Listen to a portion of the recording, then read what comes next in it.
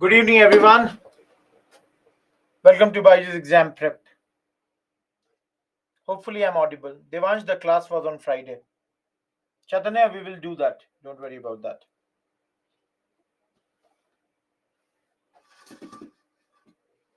We'll start in 2 minutes. Let other friends join. I'm good, Rakesh.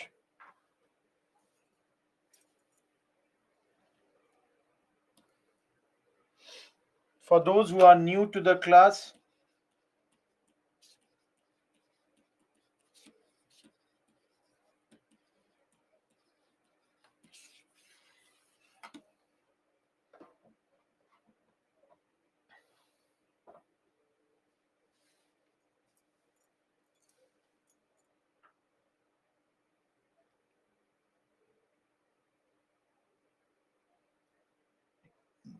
some technical glitch. Rakesh, there was no class on Saturday. The last class was on Friday.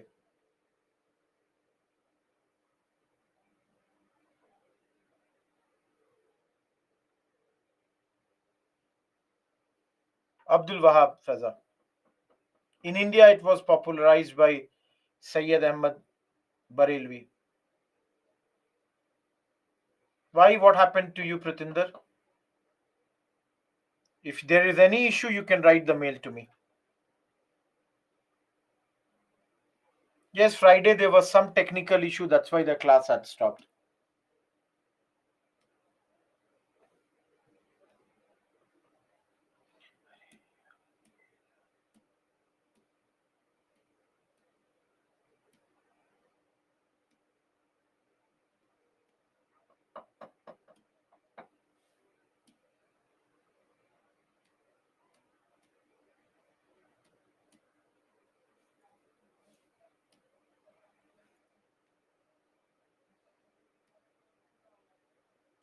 We'll start with this question. Today we will do those.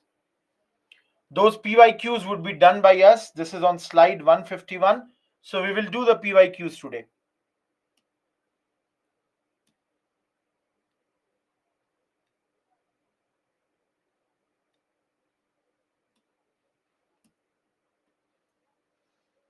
Okay, please understand the points of discussion for today would be we would continue with the 1857 chapter. We will complete it. Firstly, we'll do the lecture, then PYQs. And then most probably we will have the time for the PYQs. So we shall complete those PYQs. Everyone clear with this? No, that day in 1857 we had completed one part. The part that was completed was causes.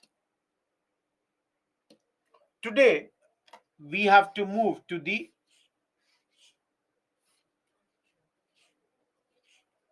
other four parts. Thank you, Aditya. Do comment. The other four parts are the events, result, reason for failure, and finally, analysis of the revolt.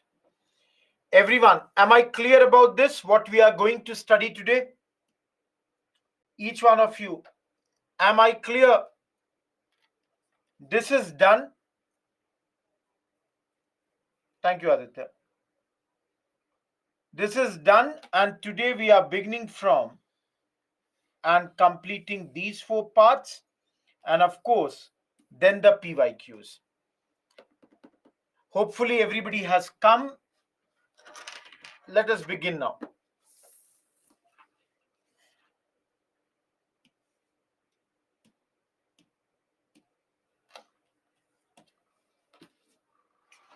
All of you, in your opinion, this revolt was planned revolt or unplanned revolt? Each one of you, in your view,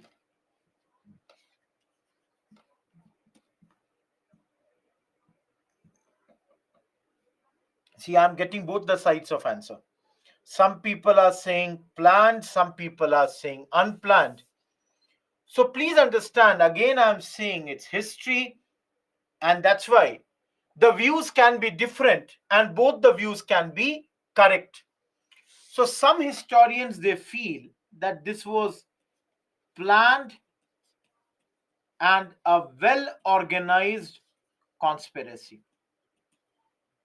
According to them, guys, they point out to two, three things.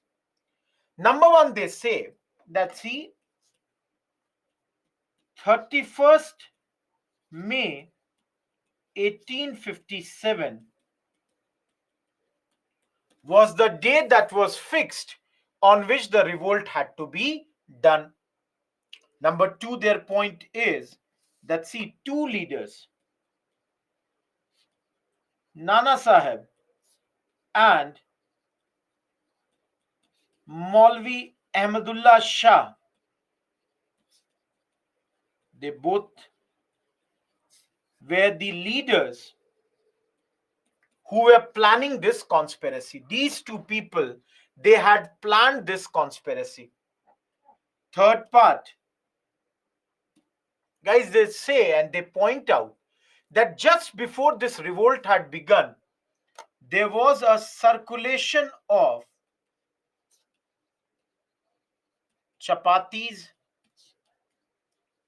red lotuses, and these clearly indicated that there was some sort of conspiracy which was planned. They are also saying that sannyasis,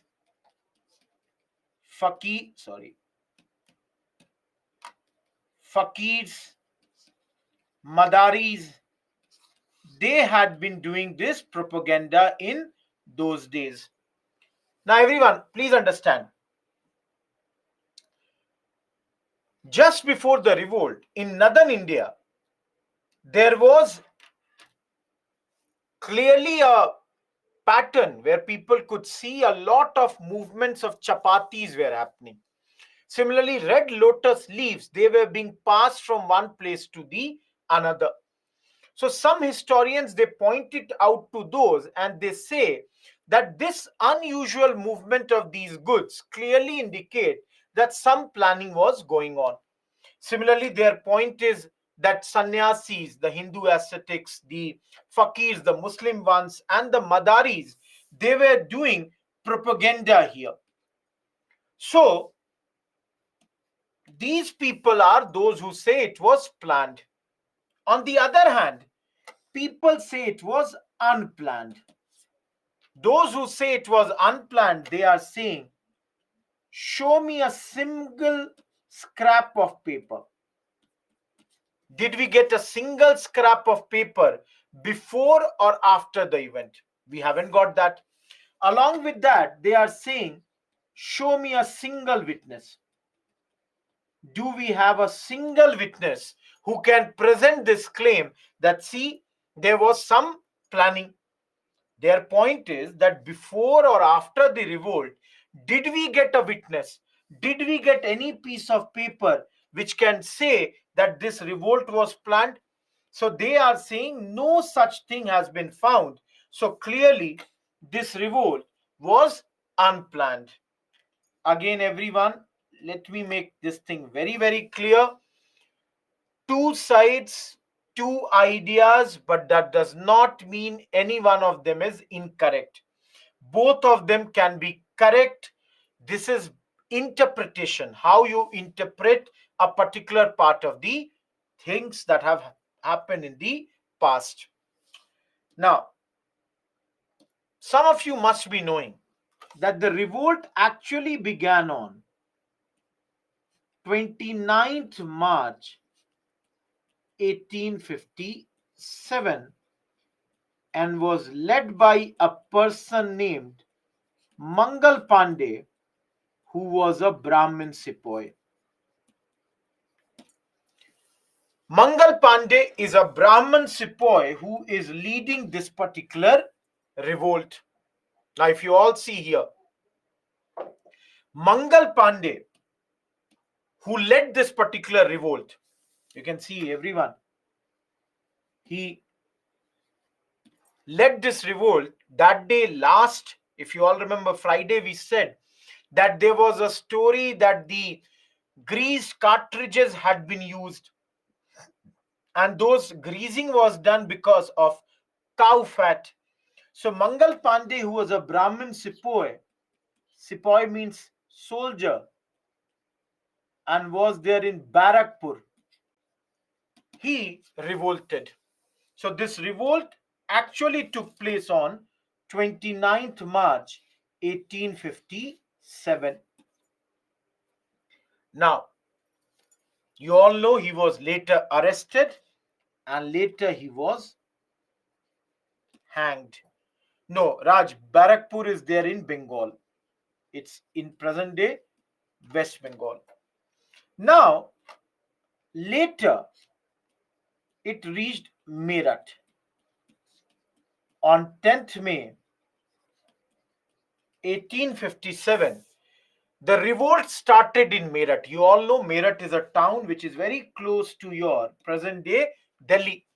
So in Meerut, the soldiers, they revolted, and logically they all started moving towards Delhi. Now all of you, why are they moving towards Delhi? Because in Delhi you have Bahadur Shah Zafar.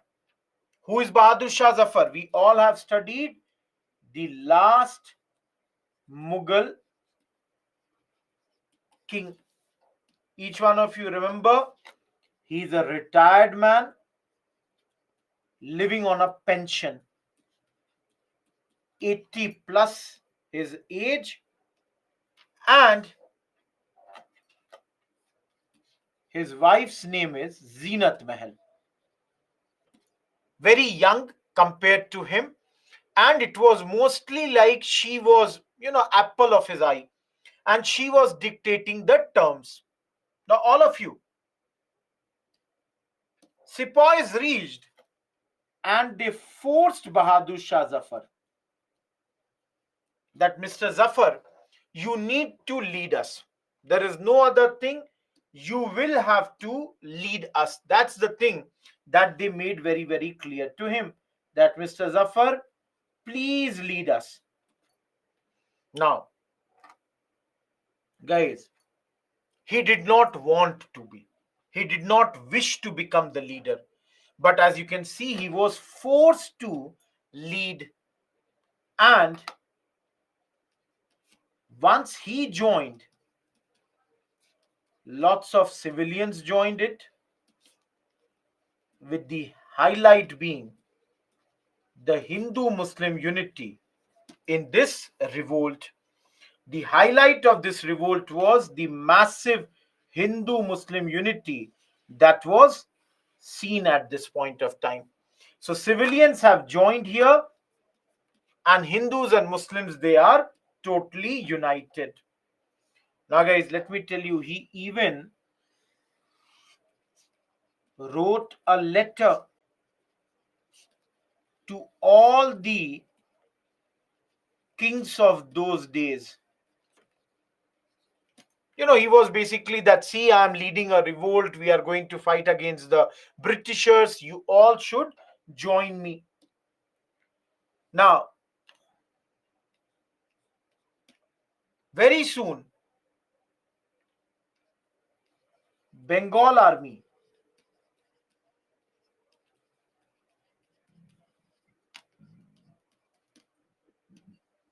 revolted. From Bengal, the revolt reached Bihar, Awadh, Bundelkhand, Central India, as well as Eastern Punjab. All of you, can you notice one thing? All these areas where we are saying the revolt has reached are mostly in Central and East India. Everyone, do you agree with this or not? If you look clearly, Western and Southern India, they are absent. They are not participating in this particular revolt. Everyone, any doubt with this? All of you, any doubt with this? Western and Southern India, they had revolted here. And, sorry, Western and Southern India, they had remained absent during this time. Now, many princely states, rulers remained loyal to British. For example, your Indore's king, Holkars, they remained loyal to the British. But it is the people who rebelled, joined sepoys. The soldiers were joined by them here. No, see, I'll tell you one thing. Guys, those who are asking about how do we know that there was a Hindu-Muslim unity, you know, what we have read, there was. Plus, let me tell you guys, both the sides, they respected each other's sentiments. So they both respected each other's sentiment totally. Because if you all remember the causes of the revolt, both Hindus and Muslims were equally impacted or equally affected by the causes of the revolt. So these people, they all had been unhappy with the British. They all were suspicious of the British, and that's why they all easily had come and joined this particular revolt. Each one of you, any doubt till here? Madaris are those who show the plays of monkey or the bears. That's a coded signal, Faiza.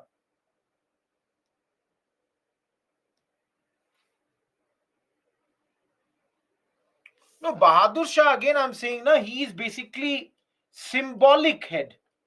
Please understand. On paper, he is still the king of India. So the rebels, they announced him as the king so that everything would be done in his name by the rebels.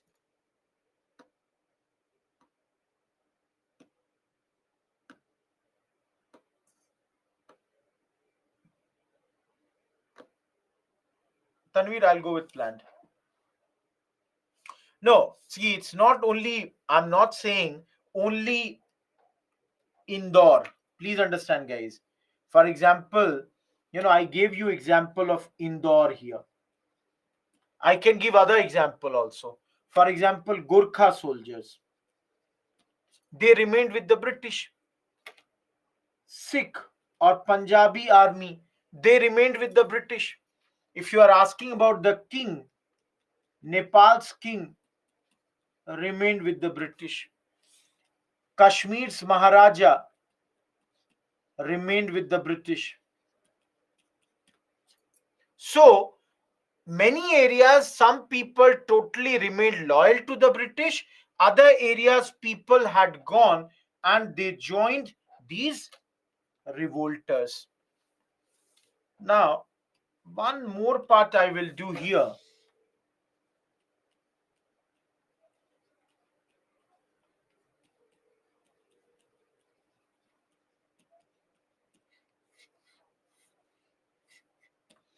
Everyone, any idea what is Azamgarh or where is Azamgarh? Yes, Uttar Pradesh.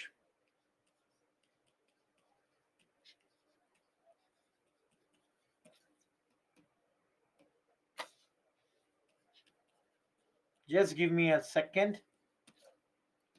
I'll tell you.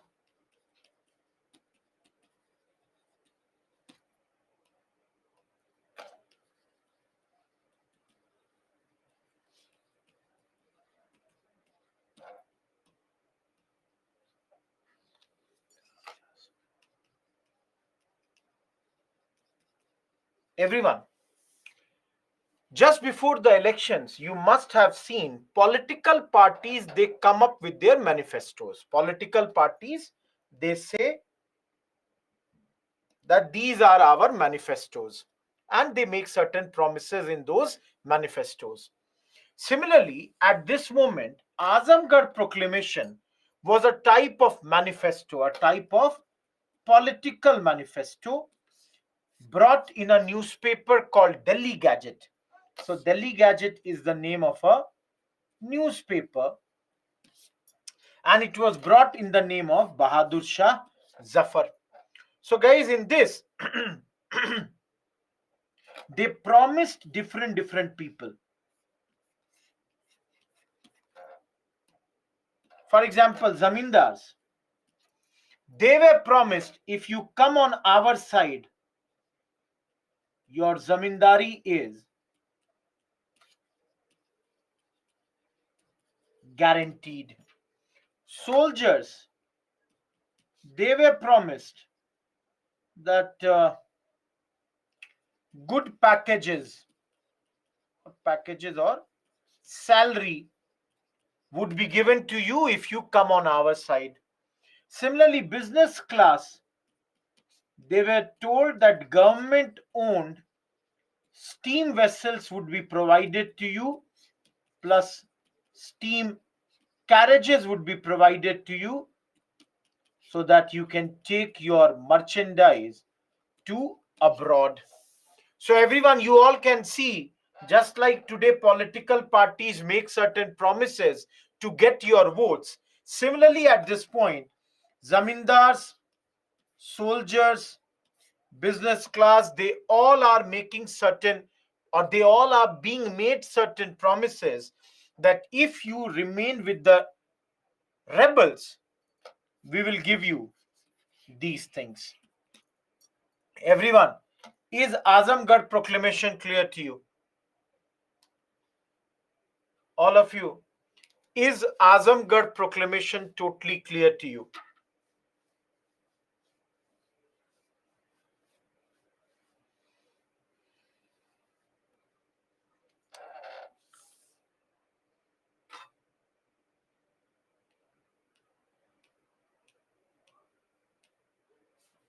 All of you, page number 2, 3, you will have to remember directly from the slides. Everyone, can you see these two slides? All of you. Now,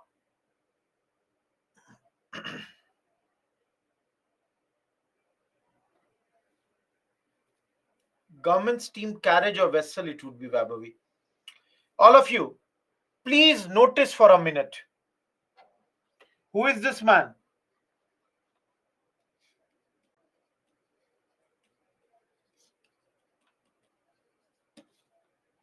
Mughal king.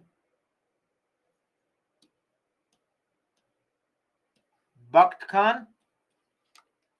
He had initially declared himself as commander-in-chief of the army.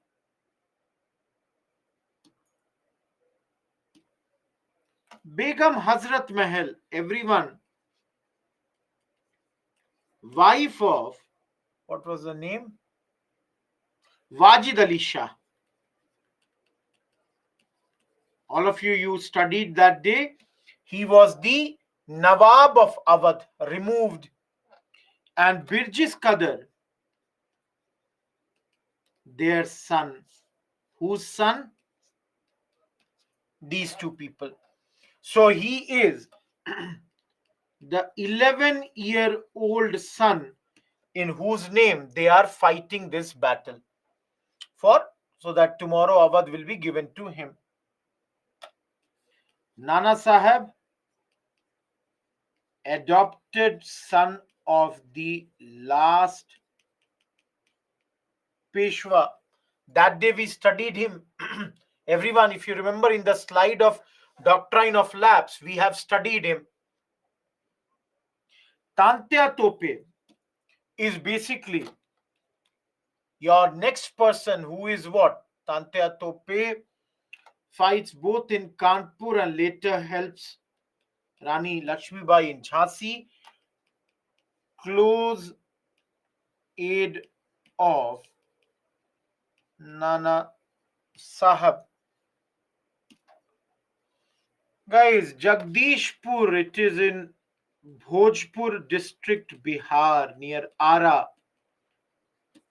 Here, Babu Kumar Singh, he is a zamindar who had been removed from power. Rani Lakshmibai, the greatest hero of this revolt.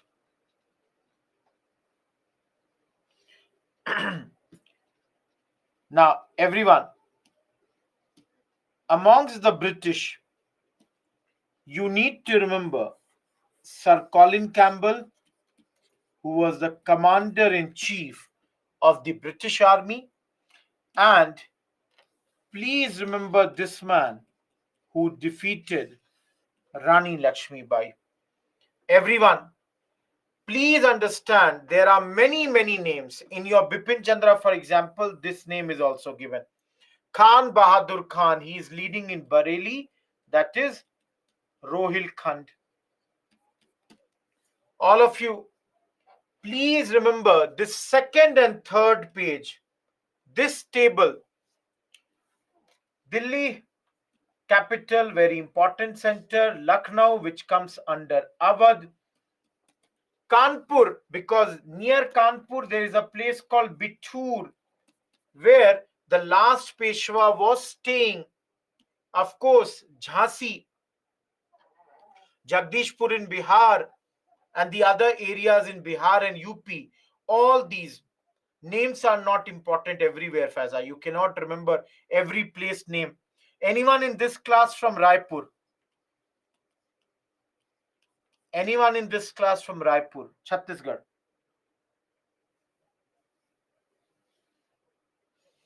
Priyanshu, can you name the cricket stadium of Raipur? Priyanshu and Nilesh are two people from Raipur. There is a cricket stadium in Raipur. Can you tell me the name of the cricket stadium?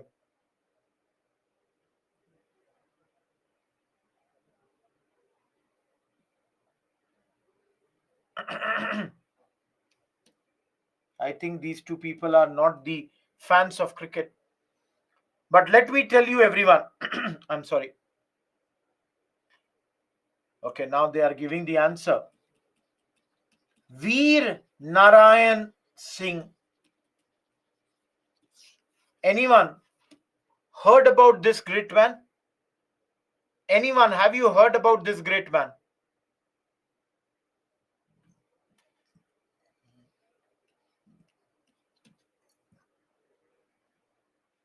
He also participated in 1857 revolt and was the leader of this revolt in central India. He was the leader in these areas. So please understand, guys, all of you, please be very clear. Different people, they have led this revolt in different areas. Anyone in this place from Rajasthan? Anyone in this class from Rajasthan?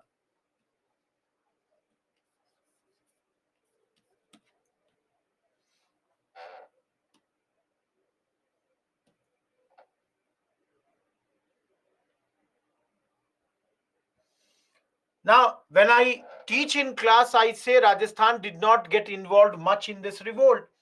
But if you will see the local books, there also they name few leaders.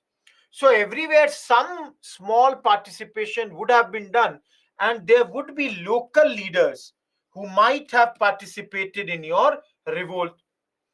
So all of you, I'm again requesting you people, whichever area you come from, Bengal, Bihar, UP, Punjab, your Madhya Pradesh, Chhattisgarh, and even to some extent Rajasthan. please keep in focus the leaders who participated in this particular revolt. Now, everyone,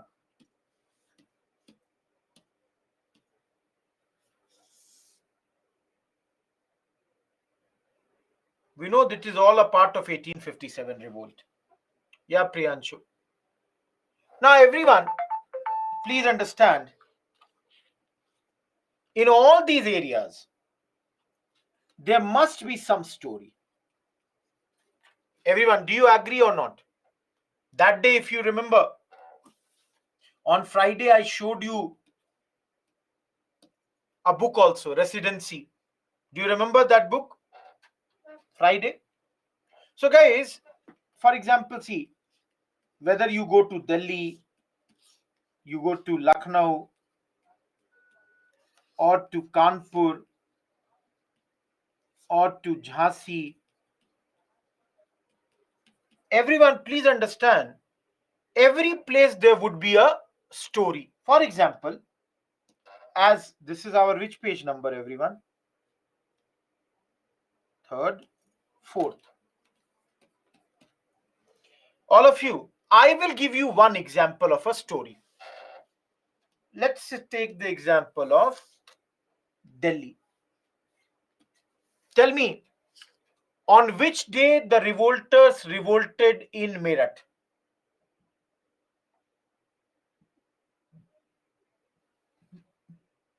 On which day the revolters revolted? Okay, 10th May, everyone is saying. All of you. 12th May, Delhi was seized by the rebels. You all can understand. 10th May, Meerut.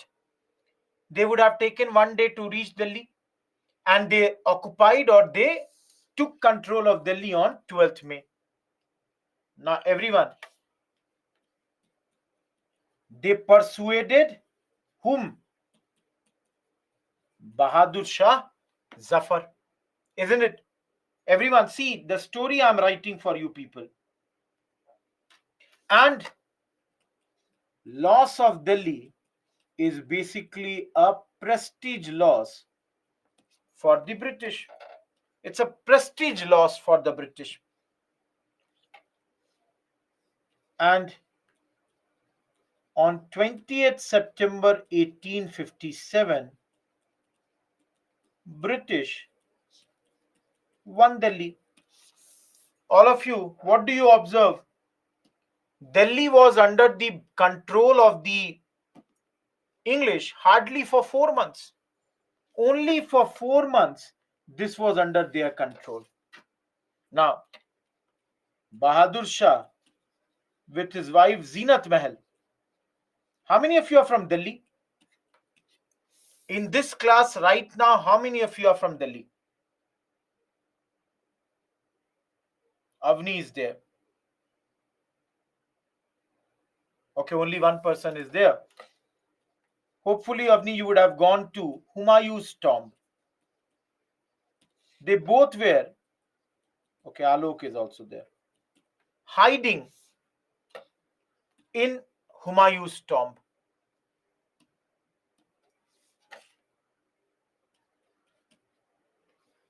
Captured there.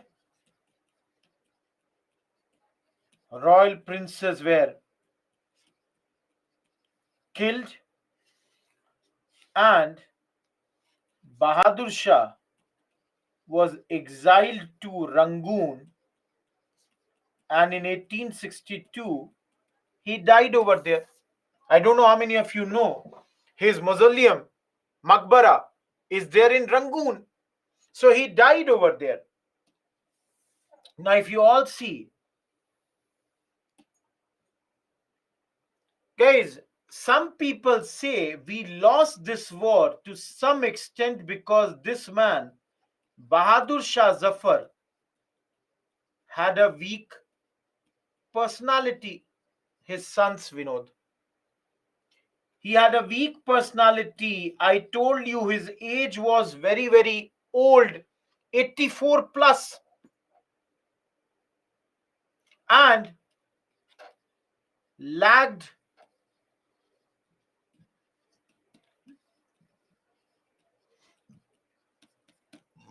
leadership qualities. Everyone, why I am saying he lacked leadership qualities? Because it is said that he kept on vacillating. What is vacillating? One day he would be like, I want to be the emperor. Other day he would be trying to have talks with the English. Not only that, guys, it is said that his wife Zeenat Mahal also were continuously in talks with the enemy in those days. All of you, each one of you, am I clear with this? Everyone, am I clear with this? Similarly, Lucknow, that is Awadh, Begum Hazrat Mahal, she herself fought here. There is a battle of Alambagh. Anyone from Lucknow in this class? Gaurav, hardly for 4 months maximum. Anyone in this class from Lucknow? Matangi is there. So if you all know, Battle of Alambagh took place. And in this battle, I should write, she herself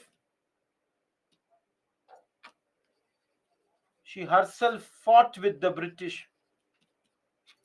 Later fled to Nepal, where she had died. Similarly, guys, in Jhansi, you have the famous Rani Lakshmi Bai, who kept on fighting and finally died while fighting. She was defeated by a person named Heroes. So around June 1857, she declared herself as the Rani of Jhansi, ruler of Jhansi, was assisted by Tantea Tope also. But then she kept on fighting and got defeated. In the battlefield, she died bravely. Similarly, if you talk about your Tantea Tope, initially assisted Nana Sahib in Kanpur, then Rani Lakshmi Bai.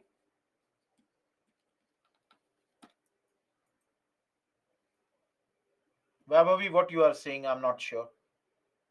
In Delhi, it is 12th May. Guys, here, it is known that he was an expert of guerrilla warfare. And later betrayed by his friend whose name was Man Singh, and he was hanged. Guys, in Bihar, those who are asking, Bihar, you have what is the name? Babu Kunwar Singh.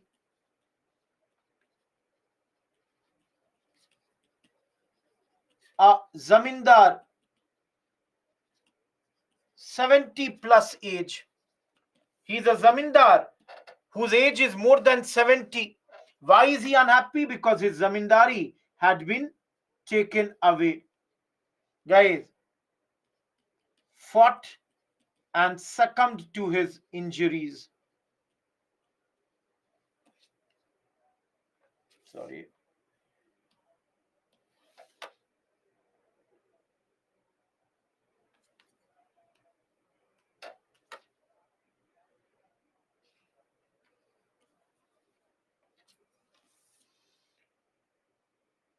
Guys, similarly, if anyone wants to know about which person, Kanpur,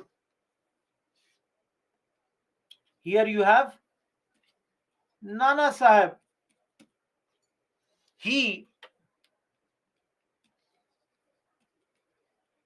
sent a man named as Azimullah Khan as his envoy to British Queen.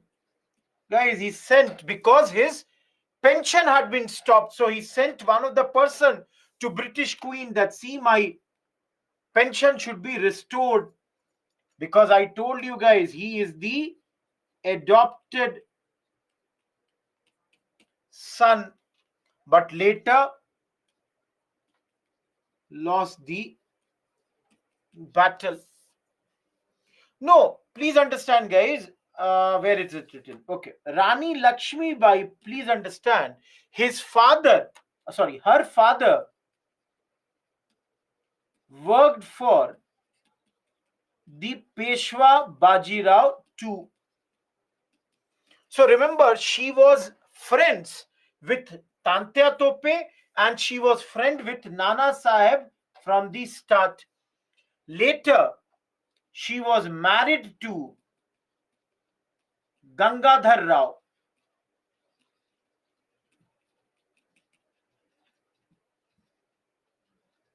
And thus she was named Rani Lakshmi Bai. Okay, Priyaranjan. Okay, you have seen the movie. See, her original name was Manikarnika. Her childhood name was Manikarnika Tambe. And Jhansi was basically a Maratha ruled princely state. Am I clear, everyone? All of you, am I clear? See, so are you getting my point or not? That everybody would have their own stories. So if you go, there is story for Khan Bahadur Khan, there is story for Shamal. Everybody fought. Unfortunately, most of them got defeated. Kituru, we have already studied, Vinod. That day only we did, and that is not during this time. That is 1824. Any doubt till this point?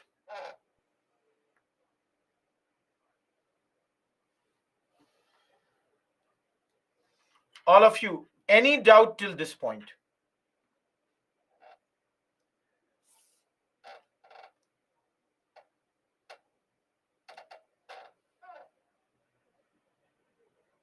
Mari, we have already studied when we were doing Bajirao 1 gorilla fight.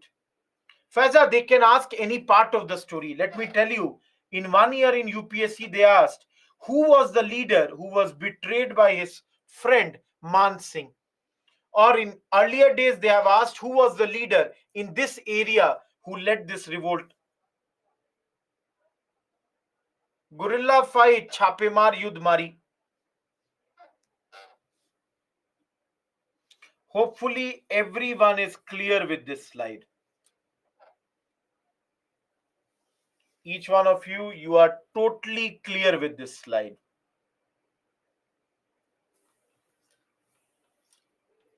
Moving ahead. You can see I've put some pictures like General Hudson, Bahadur Shah Zafar.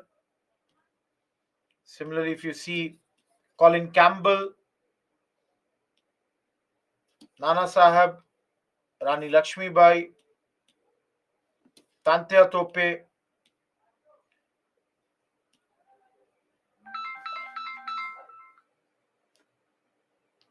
Am I clear, everyone?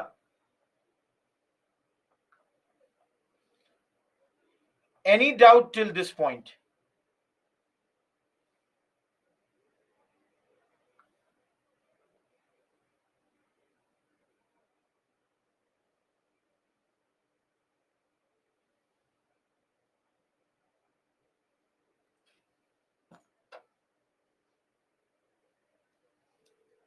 Moving ahead.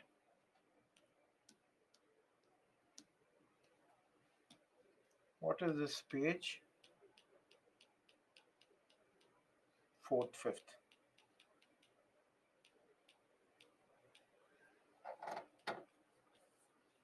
Now, each one of you, think about this. Don't you think it's very tough to remember the stories of everyone? We might get confused. We might forget some of the stories. So, if I have to do a sort of generalization, Lakshmi Zinat Mahal, can I say this thing that let's say We start with the story that Delhi was captured.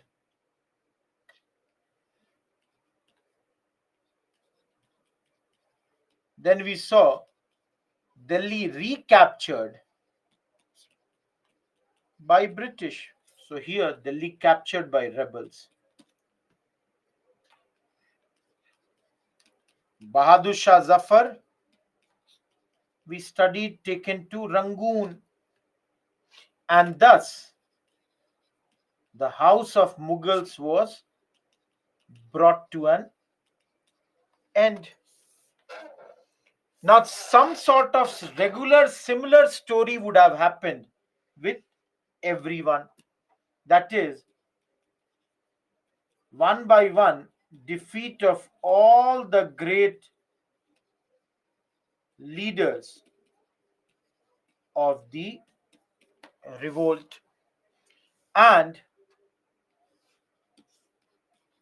by 1859, British authority was re-established. Everyone, do you agree with this or not? Each one of you, do you agree with this thing or not? That this would be a common story.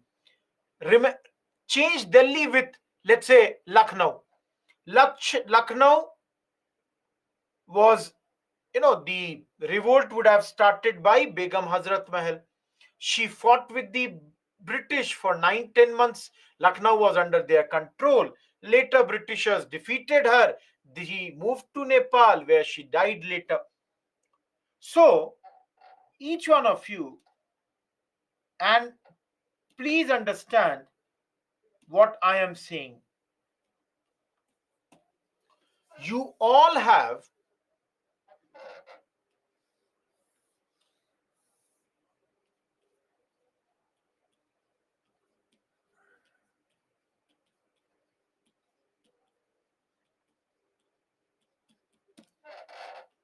everyone, you have exactly 2 minutes. In your opinion, what are the reasons for the revolt failure? 2 minutes. Don't give me one cause. Anyone who has given a minimum 5 causes, I will take their names. Don't listen to me very clearly. Minimum 5 cause. If you give, then I'll take your name. Don't give me one. I'll not even see those comments. I'll delete. I don't care about one point. You have got 2 minutes. Utilize your 2 minutes. Give me the points together. You have 2 minutes with you.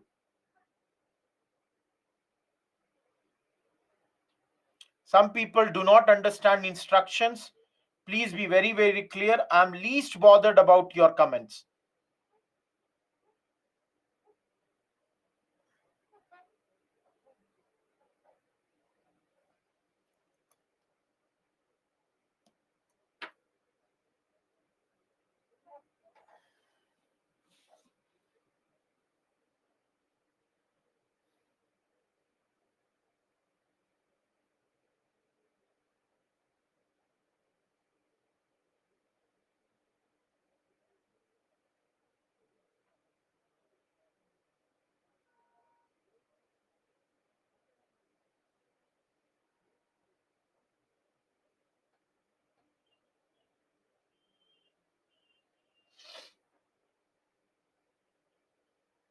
Faza is the first person with 5 good points.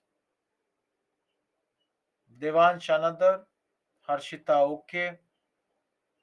Manu okay. Take your 1 minute more.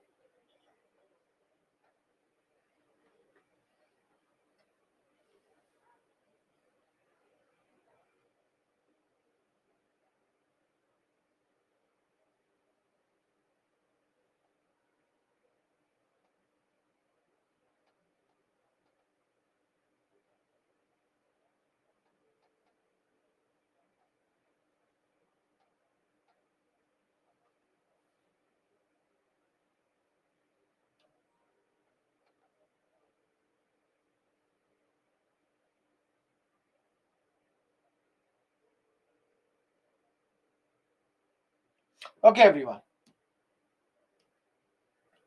Think and tell me by showing your thumbs up. Did you think about this point or not? Number one, lack of leadership. Best example is Bahadur Shah Zafar. He was not the best leader.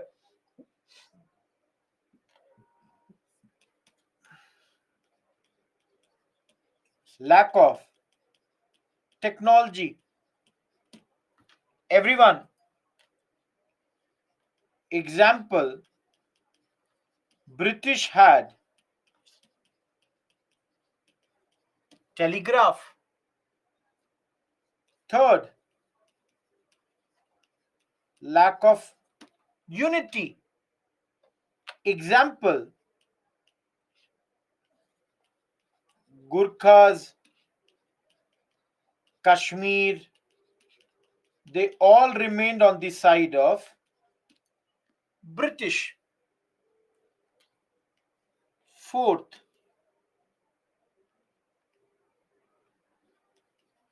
lack of better weapons. That is, British had better military, I would say, weaponry.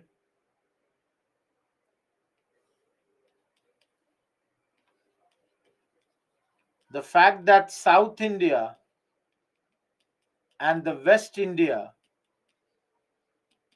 did not participate in the revolt was another reason for this revolt's failure. Lack of coordination. One person is fighting at one place, another is fighting another place. That is the reason. Lack of nationalism. Nobody is fighting for the country. Everybody is fighting for their own personal goals.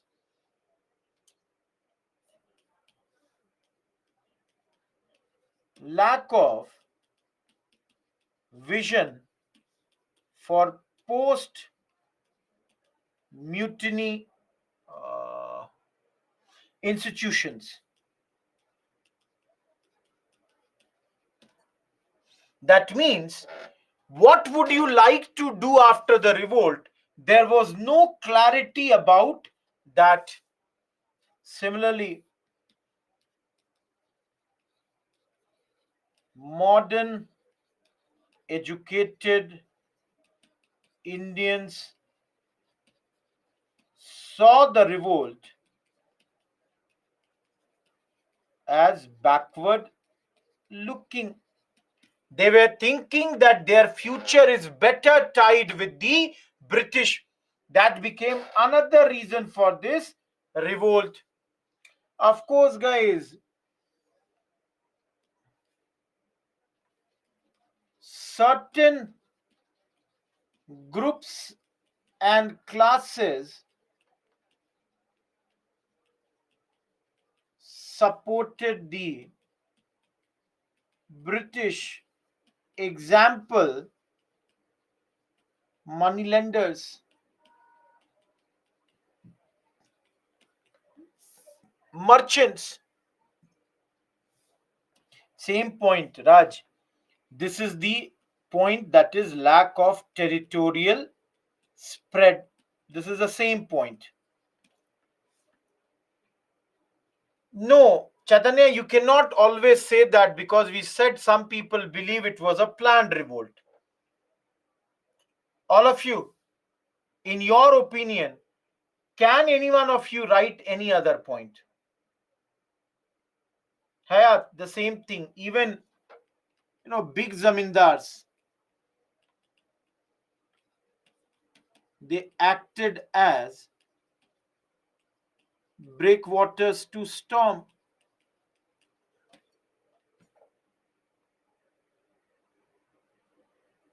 Faiza, example. Backward looking, that the educated Indians thought what the Britishers have done in Britain, if they remain in India, they will do the same thing for India also. So in their opinion, this revolt was not correct in that sense. Gaurav, I gave the example, Gurkha, Kashmir, etc. Okay, I'll take this. All of you, lack of training plus discipline amongst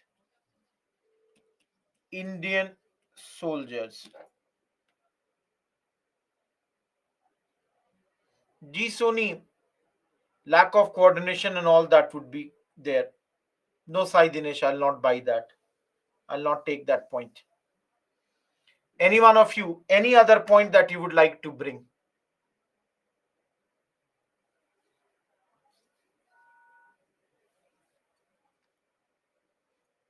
Manpreet, I said lack of nationalism. Under that, yeah, under the lack of nationalism that will come. Faiza, not clear your points. Hayat, you can mention that here only. Tanveer, you cannot say that. Devansh, not always correct. Sai Dinesh, I said better weapons are with British. See, here only you can write. On the other hand, British generals were experienced. Gaurav, but then you will, to explain that, it will take a lot of time. We know, that's I said. Now everyone, is my third part of the chapter, reasons for the failure of the 1857 revolt, clear to you people? Harshita, you can write. Krishna, I already wrote that. Betrayal can be also written. Yes, there were betrayals. I'm not denying that.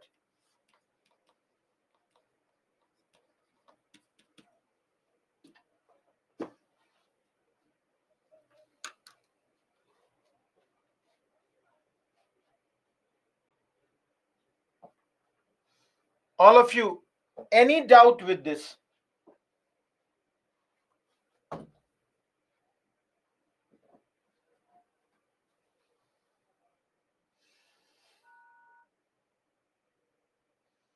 Each one of you, any doubt with this? You can write about the funding if you want.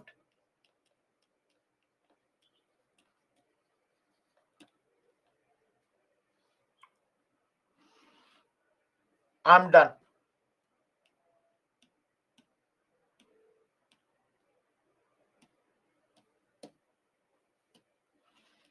Everyone, fourth part.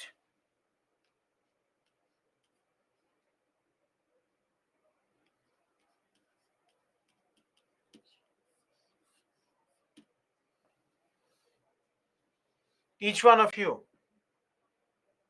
please see this.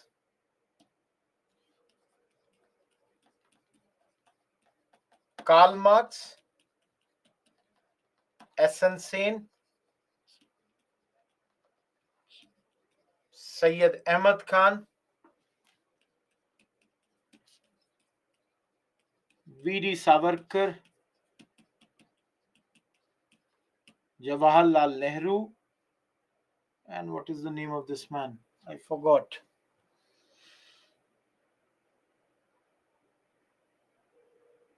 I'm just trying to remember his name. Give me a second.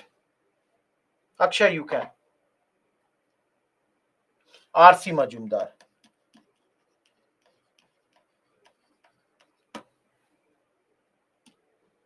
All of you.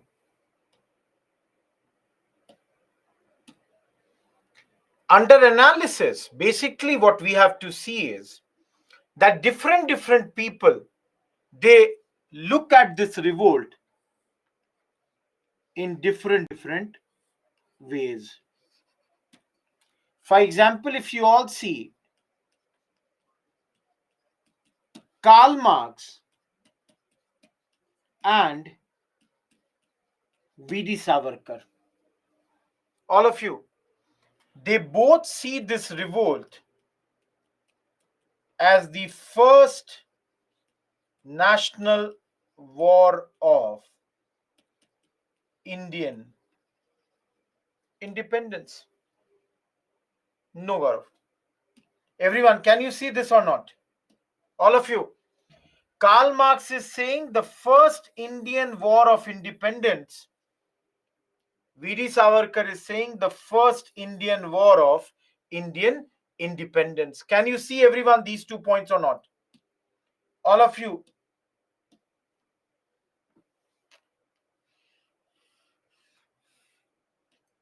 Both these people believe that this revolt was basically the first attempt by the Indians in those days to get their independence. Now, everyone, you all must be knowing about Karl Marx. Now, guys, those who are asking why Marx is involved here, in which place is Marx not involved? Tell me one thing. Tell me one thing. In which place is Karl Marx not involved? Those who are studying PSIR, is Karl Marx there or not? Those who are studying sociology, is Karl Marx there or not? Tell me, those who are studying geography, is Karl Marx over there or not? Tell me, where is Karl Marx not? He is everywhere. Now, all of you, World War Monica happens in 1914. How can you bring 1914 to 1857? Think about this now. Now, each one of you, see, what is the theory that was given by Marx? Everyone, what is the theory that he gives?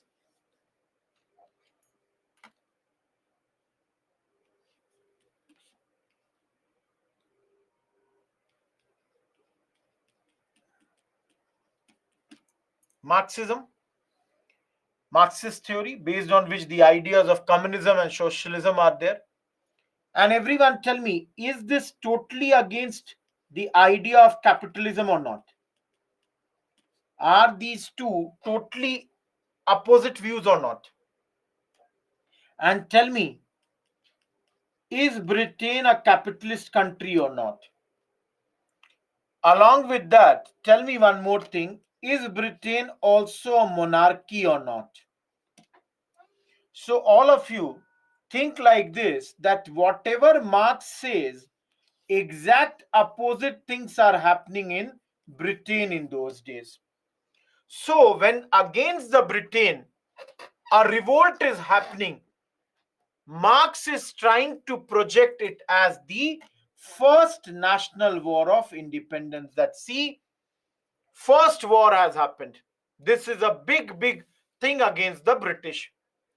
On the other hand, V.D. Savarkar writes this in the first decade of 20th century. V.D. Savarkar writes in the first decade of the 20th century this thing. This is being written to basically enthusiast his supporters that, see, we have already fought the first war. What we are going to do now is basically going to fight the second. So basically, he's trying to enthusiast his supporters that, see, let us try and oust the Britishers from India. On the other hand, if you look at S.N. Sen, guys, he also says that ultimately it became first war of Indian independence. So S.N. Sen also says it began as something different and ended as something different. So what did it begin as? It began as a movement to protect one's own religion and turned into this. So you can see here, they are saying it was a war which started for the protection of the religion, but slowly and slowly got converted into the war of independence. So began as something different.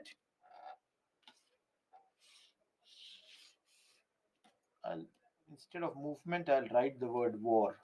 Just give me a second.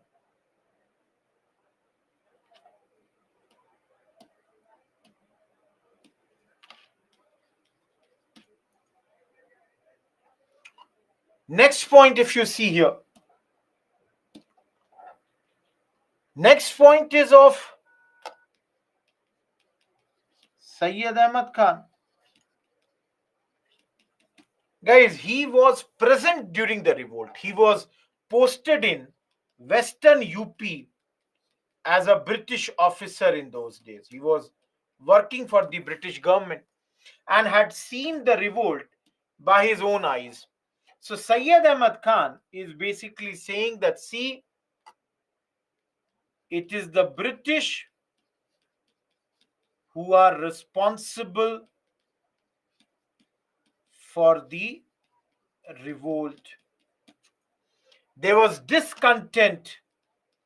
Discontent means unhappiness amongst the people, and that led to this particular revolt. Unrest, yes, there was a lot of unrest. Finally, guys, you have Jawaharlal Nehru. All of you, what Nehru is saying? Nehru is saying that this is feudal outburst led by feudal chiefs. Everyone, see here. Not black, green. All of you tell me. Rani Lakshmi Bai, Nana Sahab, Babu Kunwar Singh. Which one? Which other? Begum Hazrat Mahal. All of you, tell me, everyone.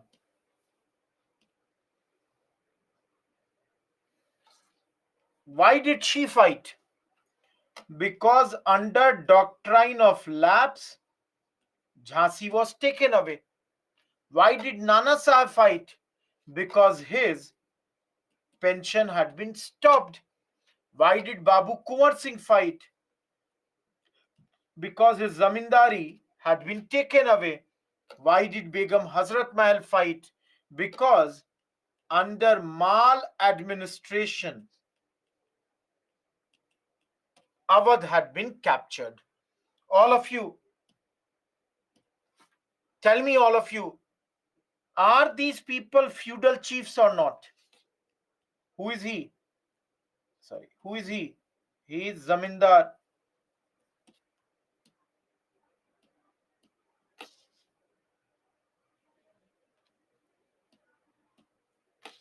He is adopted son of last Peshwa, and these two are queens. Each one of you tell me, are these people feudal chiefs or not? Everyone, see this. I've clearly written in front of you. They all are queen, zamindar, or the adopted sons. And they all are fighting. Why? They all are fighting because there's something has been taken. So there is a feudal outburst as far as they are concerned. They are angry. There is a feudal outburst. Their anger has come out. So doctrine of lapse has created this anger. Pension being stopped has created this anger. Zamindari being taken away has created this anger. Maladministration on charges of that, Awadh being taken away, has created this anger. Last person is R.C. Majumdar. Everyone, R.C. Majumdar is saying that, see, if you look at this, it is neither first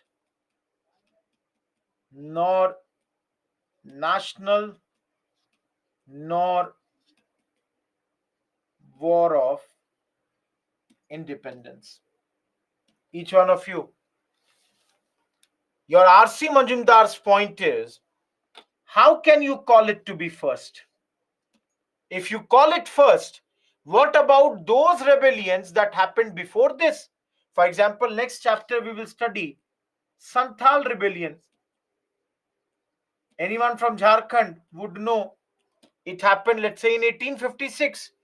What about, let's say, Vellore mutiny that happened in 1806? Birsa Munda, wrong hayat. He does it in 1899. Guys, all of you tell me, can you call it national? Everyone, can you people call it national? He says, we cannot call it national. Why? South India is unaffected. West India is unaffected. Lastly, everyone, are people fighting for independence? Tell me, everyone.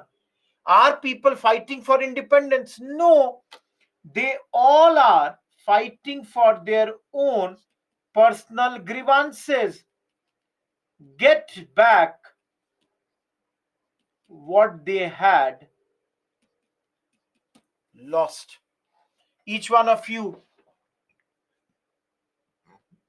is this clear? Everyone. Now, please remember, these are the people who write it from Indian perspective. Now, no. See, you can see here, I'll write, if you all want, I'll write it here only. See, let me write this here. See, hardly 25% of the total area and hardly 10% of the people had got involved in this revolt. Not more than this.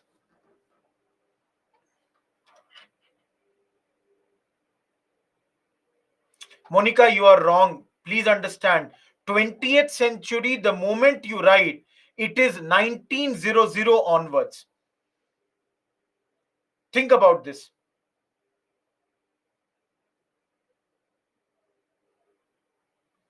Now, there is no outpouring of support for India even in the next time.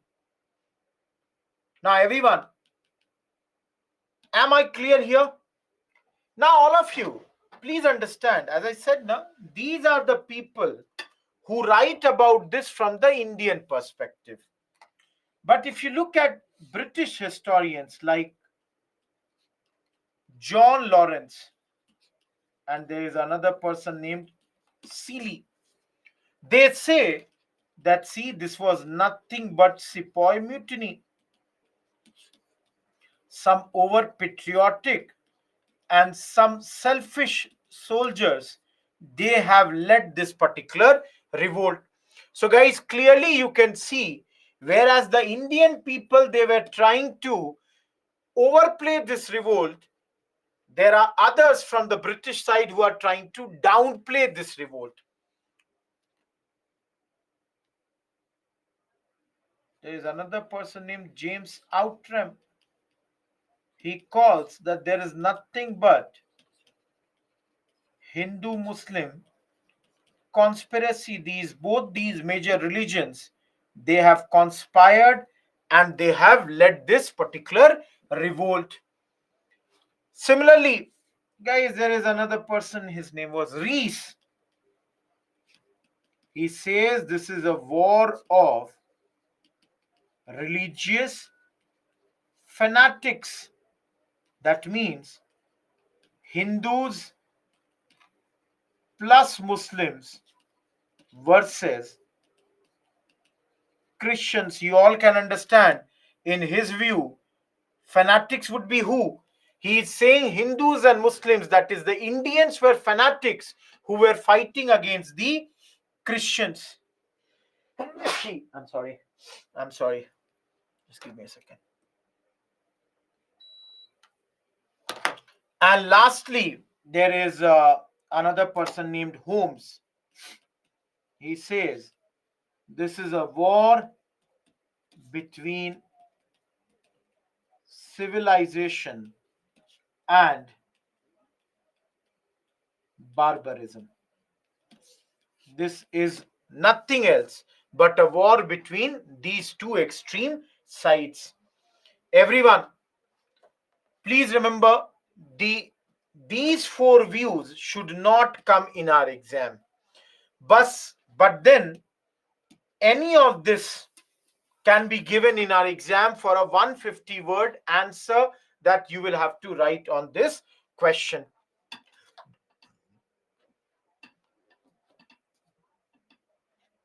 Everyone, am I clear here? So in interview, all of you, if you are asked, what will you say? In your view, is it a Sepoy mutiny? Gaurav, yes. Everyone, is it a Sepoy mutiny?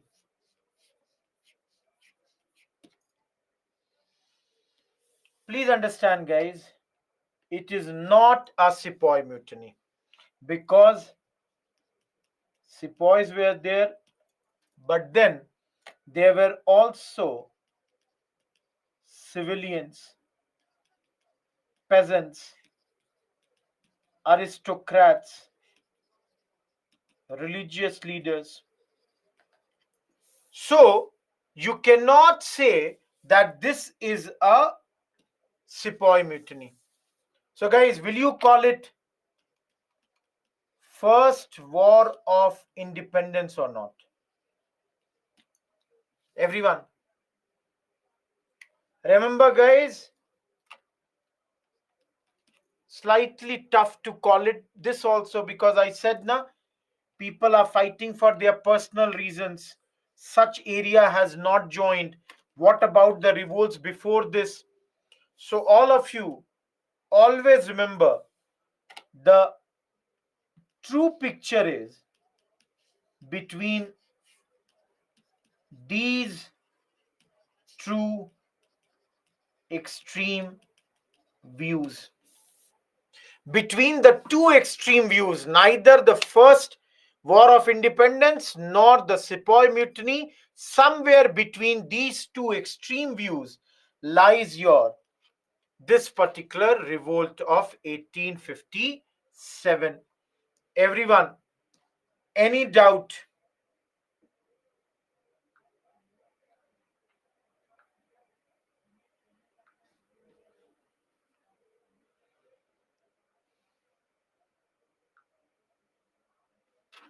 Each one of you, any doubt here?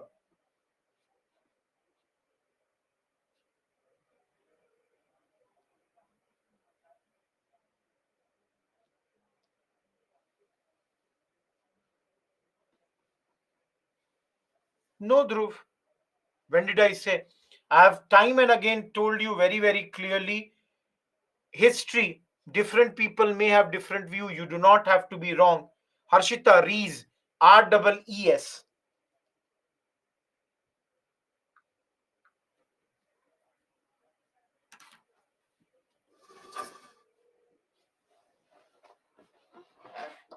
Each one of you, any doubt in this?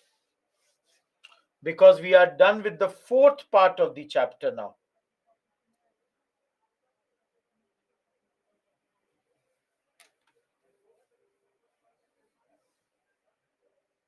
Vaibhav, you can say this, but then justify it.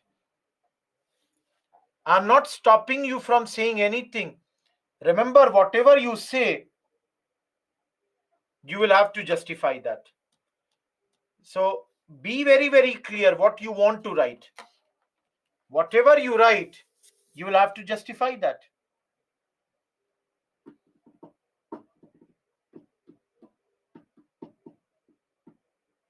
If in the interview they ask, in your opinion, what it is, quote these people.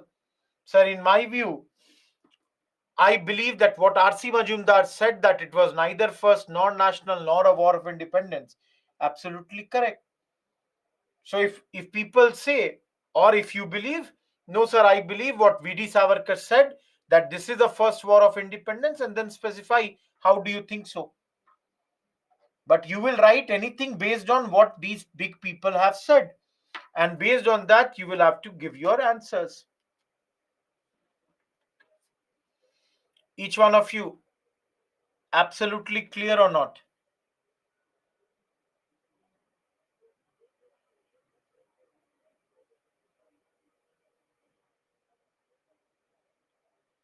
Am I clear, everyone?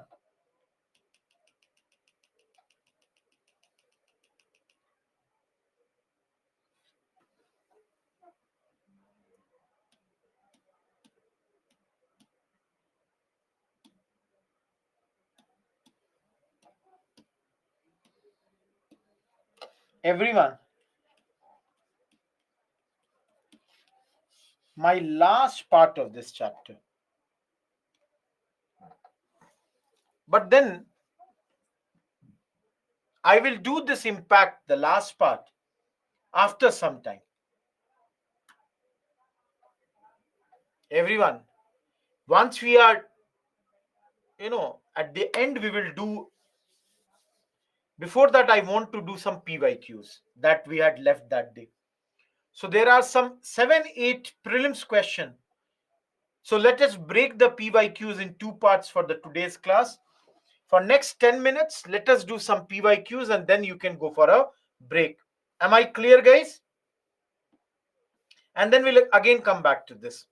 So that way, you will also be entertained for some time. Just 10 minutes and then let's have a break, small break. Everyone, we had done this question that day, no? Please tell me. I think we had done this question, no? I think this was the question where everything had gone. Okay, I think we were doing this, where the things had gone wrong that day. Each one of you.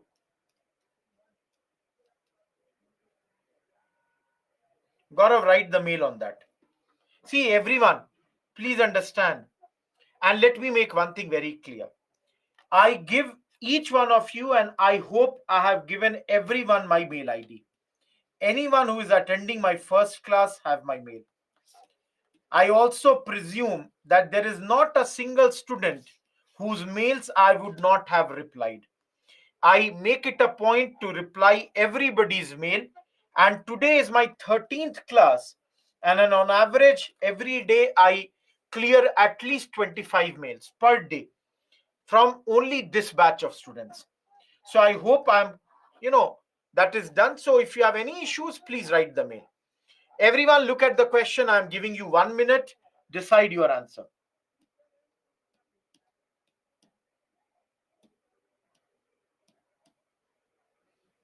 Last option is 1, 2, and 3.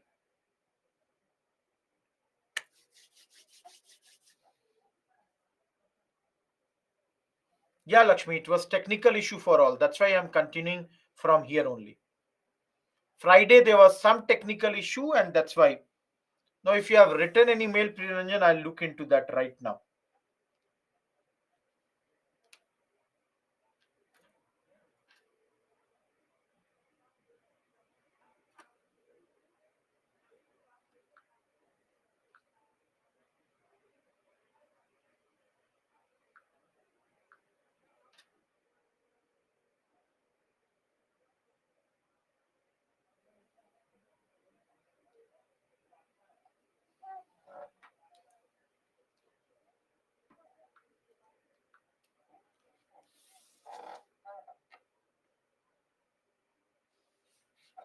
Nine, 34, 32, 25. Now, everyone, please understand.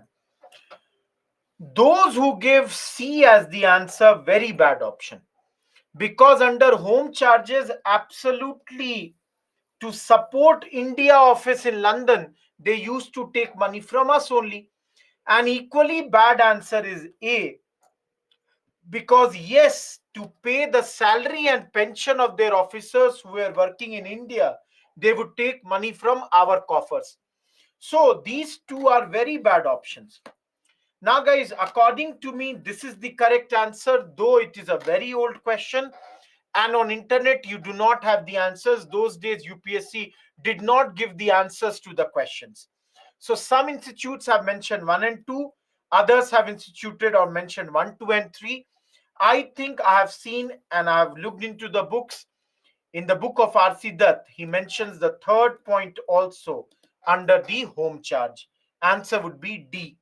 Moving ahead, 2017 question will give you 30 seconds.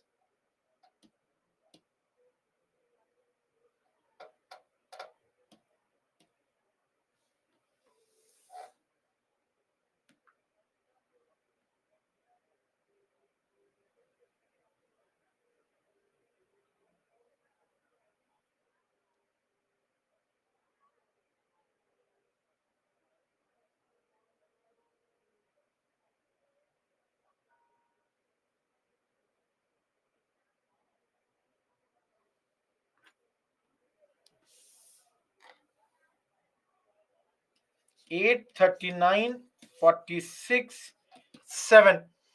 Those who gave A and C, very, very bad answer. All of you think, do you think in 1881 they would give the workers the right to form trade unions? Think about this, guys. In those days, they were fixing child labor. Do you think they would go to that extent? Very bad option one.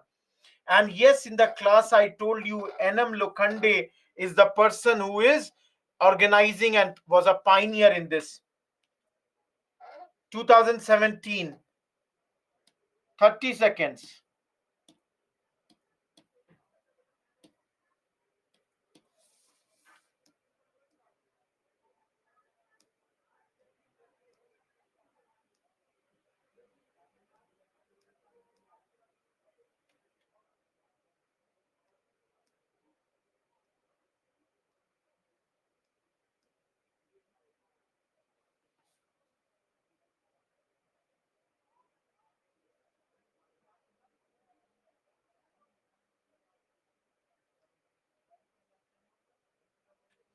Forty-five, 14, 21, 14, 21, 20. D is the answer. They said we will fix tribunals and there would be a ban on strikes. Worst option is A. Do you think they will ever give you management of industries? Workers will be given management. Never. Very bad option. They did not take arbitrary powers because there was a talk of board and tribunals. And there was no talk about British court, rather tribunals was there. D is the answer. 2012, I'll give you 1 minute.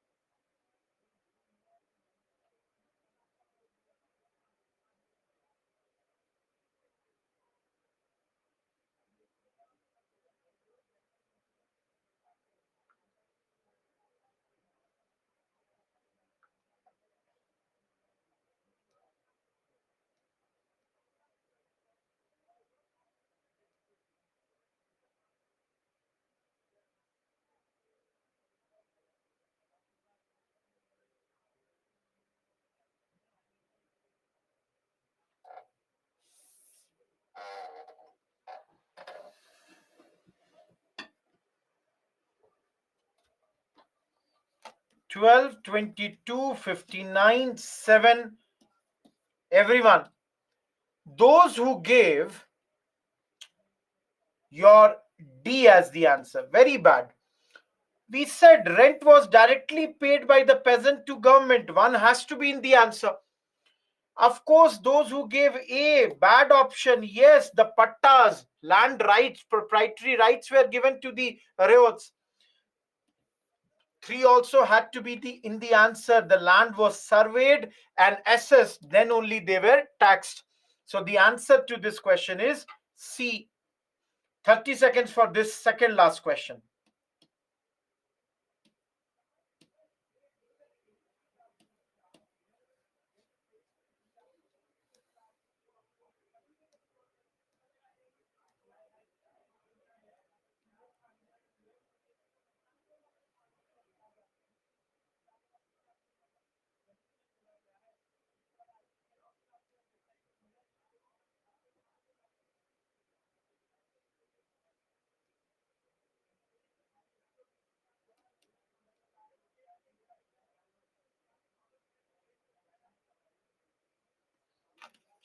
Twenty-four, 24, 43, and 9.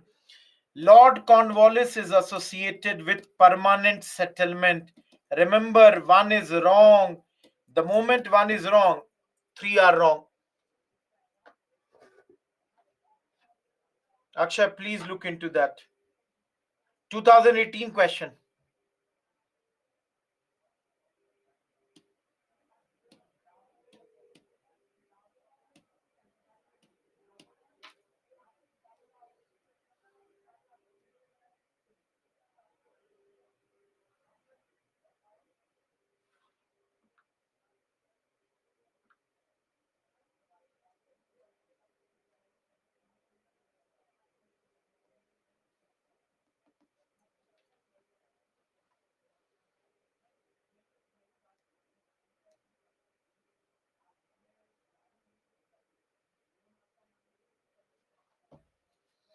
Eighteen, 6, 69, 7.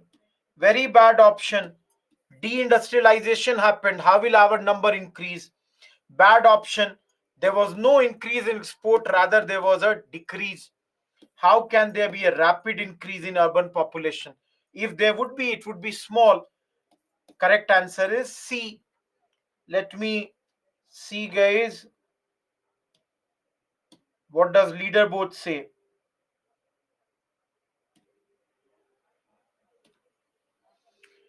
Vishant, Faiza, M. Divyashri, they were at 60. Ravi, Priyanshu were 50. Suman, Alok, Bishnu were 50.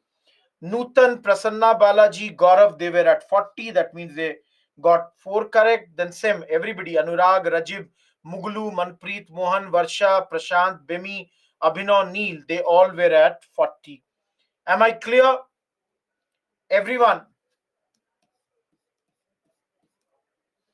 is this clear or not?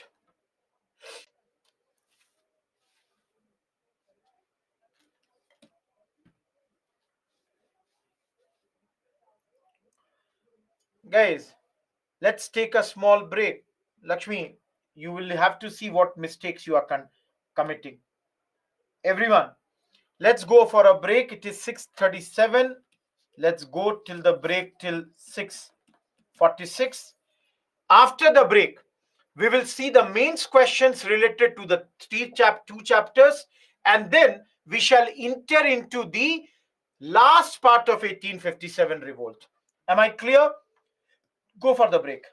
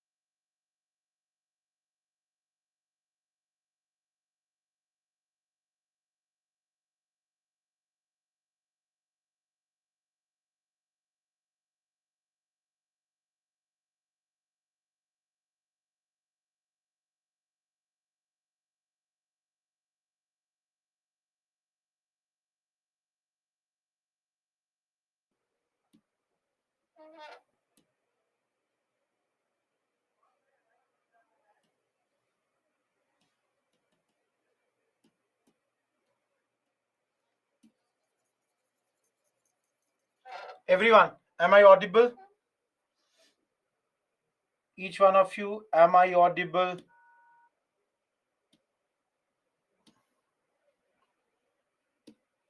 Okay, let us begin with the mains question that were pending that day. We completed all the prelims question. We are doing 2 chapters questions, everyone. One is the economic history and another is the socio-religious reform movement. So everyone, let's see the mains questions now. Everyone, this is last year's question on famine. That what were the reasons that led to a spurt in famines in colonial India since the mid 18th century? Give reasons. All of you, I hope those who would have gone for the break, they have come back.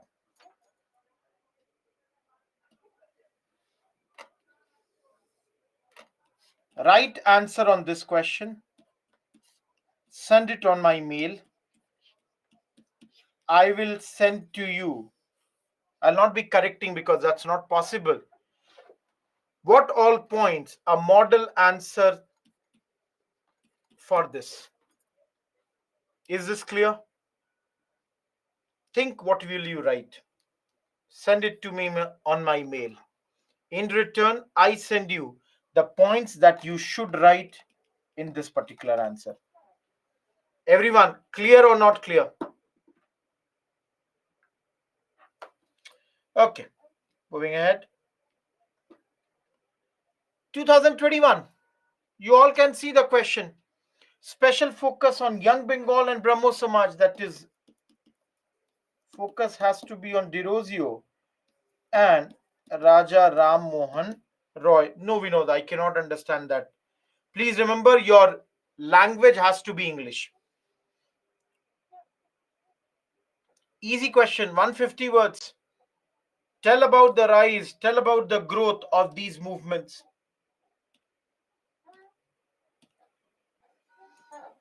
Everyone, what will you write in this 2017 question? Anyone, can you tell me?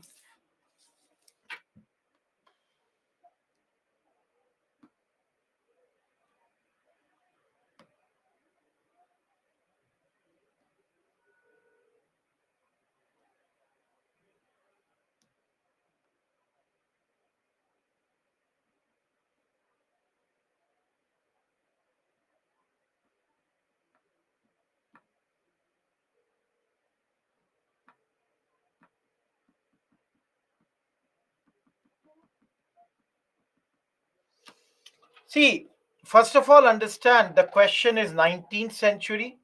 Second part is what were the major issues. So major issues were like sati, of course, education, widow remarriage, child marriage, anything else? Absolutely, women inheritance, infanticide. Guys, you will have to write these problems and then you will have to write the issues. For example, sati, Raja Ram Mohan Roy wants it to be end. Radhakant Dev wants it to continue. Child marriage, mention about the Rakhma Bai case. Women inheritance, child infanticide, widow remarriage, for example, Ishwar Chandra, Vidyasagar. You will have to write the issues and the debates concerning them, pardas and all that. Now, each one of you, can you see this question? This is a question dealing with social issues. This question deals with social issues. It is not a question of history, rather, it is a question of social issues. Now, here, your knowledge of history will also help you in these questions. Everyone,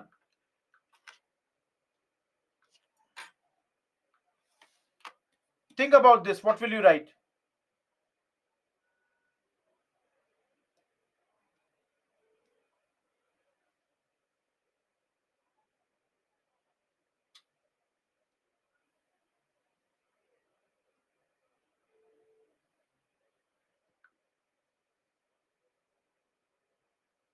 See, first of all, you will have to identify the problems of lower social strata.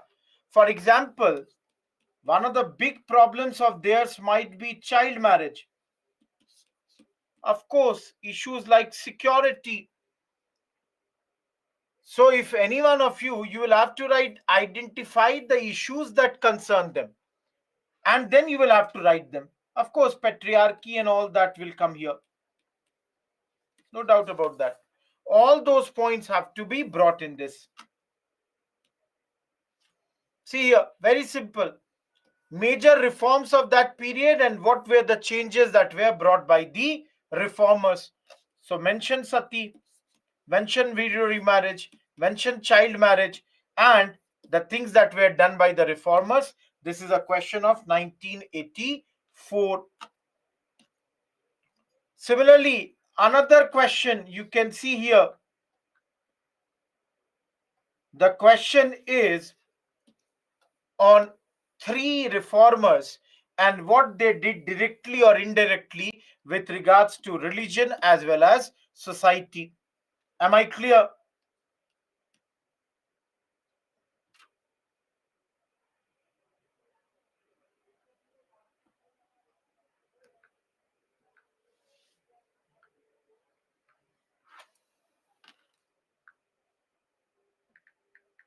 Anyone, any issue?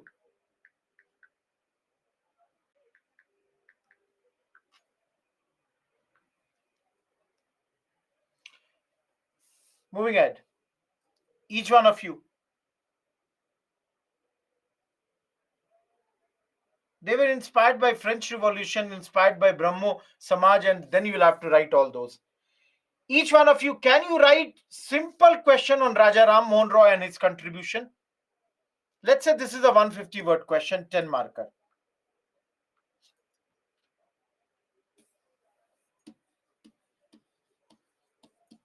What he did for women, what he did in the sphere of religion, what he did for, what is the third point? Education,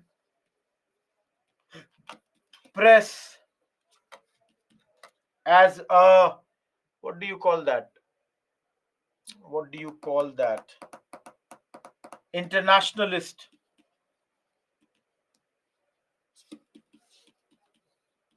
As a political activist.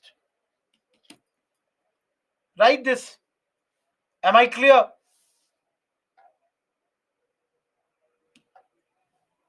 Pre. Everyone, what will you write in Ishwar Chandra Vidyasagar? Dhruv, in prelims they have asked.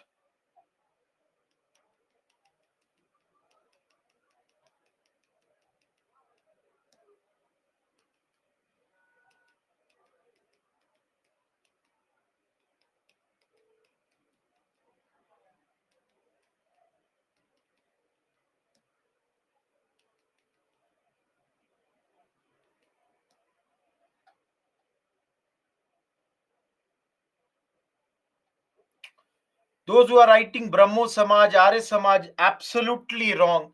Ishwar Chandra Vidyasagar write about the things that he did for women empowerment.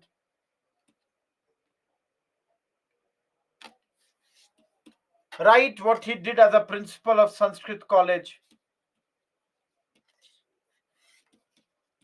Widow Remarriage Act got passed because of this. The books that he wrote, Bahu Viva, Bidhvo Viva, those you'll have to write. Am I clear? Similarly, write the contributions of Arya Samaj. Write about Dayanand Saraswati, his contribution in the field of education and everything in the field of religion under Arya Samaj.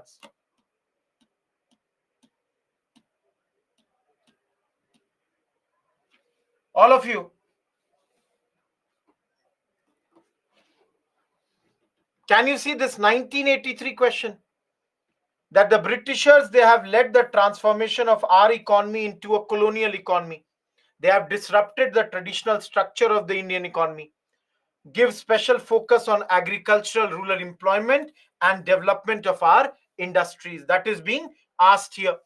So tell about the 190 years of the British history and write on this. Deindustrialization, drain of wealth, all that will come over here. Similarly, everyone, very simple question. See here. What do you understand by drain of wealth? Give its definition. Who all have written on this? And what are the effects of this on our Indian economy? Similarly, what do you understand by un-British? Unlike British rule in India, how have the Indian nationalists reacted against it? And evaluate the role of Dadabhai Naoroji in exposing the evils of British rule as far as India is concerned. So write about those here.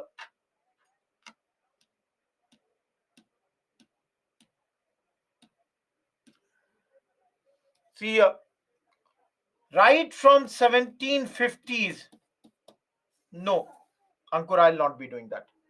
Right from 1750s till 1947, economic policies of the British. Think about this, guys. Right, drain of wealth. Write about deindustrialization.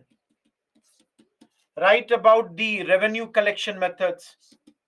They created famines, commercialization of agriculture. Of course, they introduced railways and they introduced telegraph. So write all these points.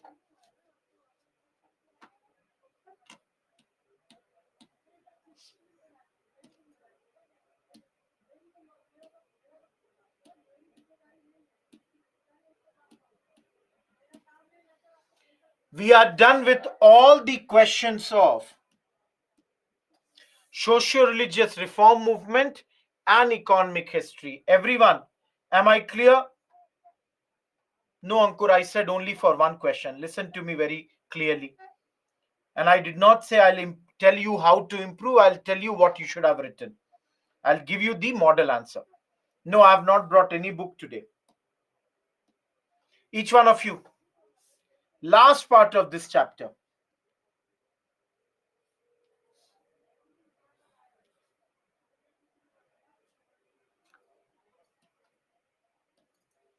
Listen to me very carefully. Everyone.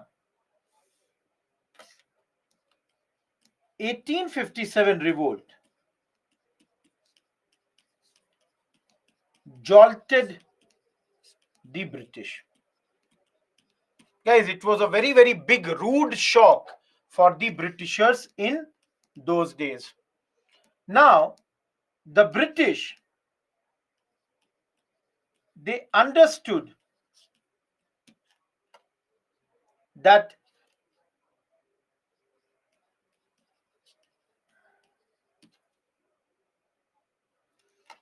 their backbone had been jolted and or shook. You can write shook the backbone. And it was very clear that EIC, which is basically what? A trading organization, could not tackle Indian administration. They were very clear that, see, it is not possible for us to rule India through EIC. So everyone, could they not have given independence to India? They could have left India. Isn't it? If EIC cannot rule because it's a trading organization, they could have simply left India. But then British could not afford to lose India. All of you, why could the British not afford to lose India? There were two reasons. One reason was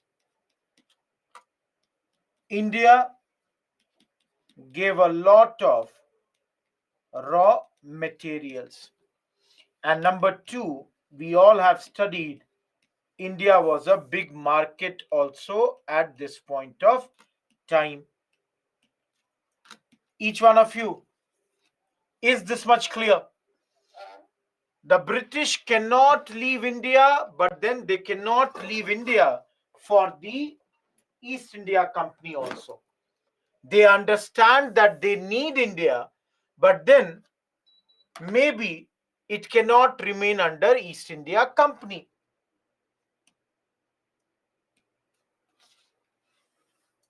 So they made certain changes here.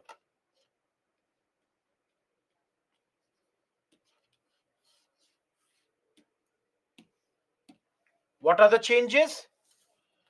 They passed GOI Act 1858. As you can understand, British Parliament has passed this, and the other name of this was Act for the Better Government of India. So they were very clear. This is the name. And this was passed in the British Parliament. Now you can see here, passed on 1st November 1858. Under this, they took the administration in their own hands. They have taken the administration in their own hands. They are very clear that let us take the administration. The British administration will now come in the hands of the British Parliament, because they know that a commercial organization or a trading organization cannot rule over India in a proper manner. So guys, what does this law mean? Simple words. Power has gone from EIC to British Crown. Power has gone from EIC in the hands of British Crown. So they have given all the power to the crown. Crown means king or the queen. So this crown would now appoint Governor General of India and governor of different presidencies. So this would be now done by them. Similarly,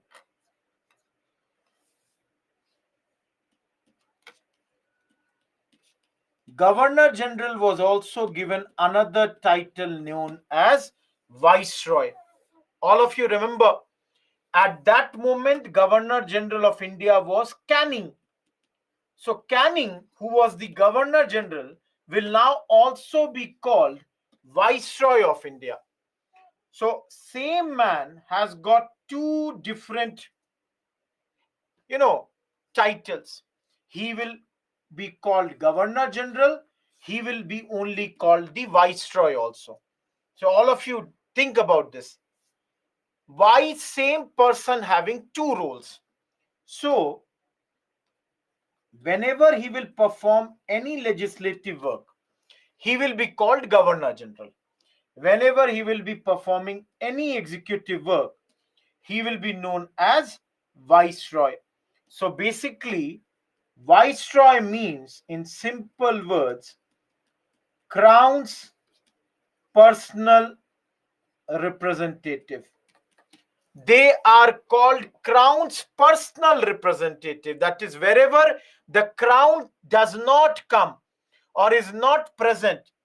So instead of the Crown, the person who will represent the Crown will be called Viceroy. Am I clear, everyone? All of you, is this clear here?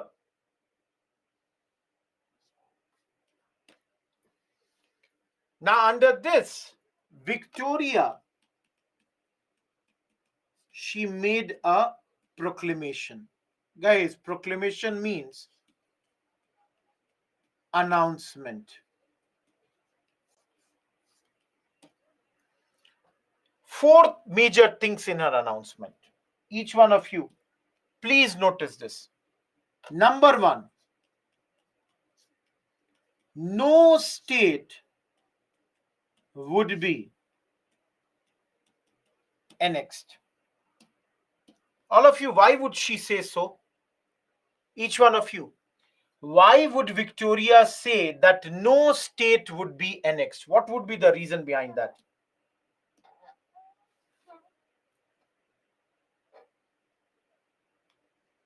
Guys, because she had seen two things. One, Indian states, example Kashmir, had helped her. Two, if states had not been annexed, maybe 1857 would not have happened. Am I clear? All of you, why did Rani Lakshmibai revolt? Because doctrine of lapse was applied. Had that not been revolted, had not that been applied, she might not have revolted. Second, no more intervention in religious matters. So let Indians be backward. We do not have to interfere. Why should we think that widows should get remarried? If the Indians don't want, let them have like that. So they withdrew from this also.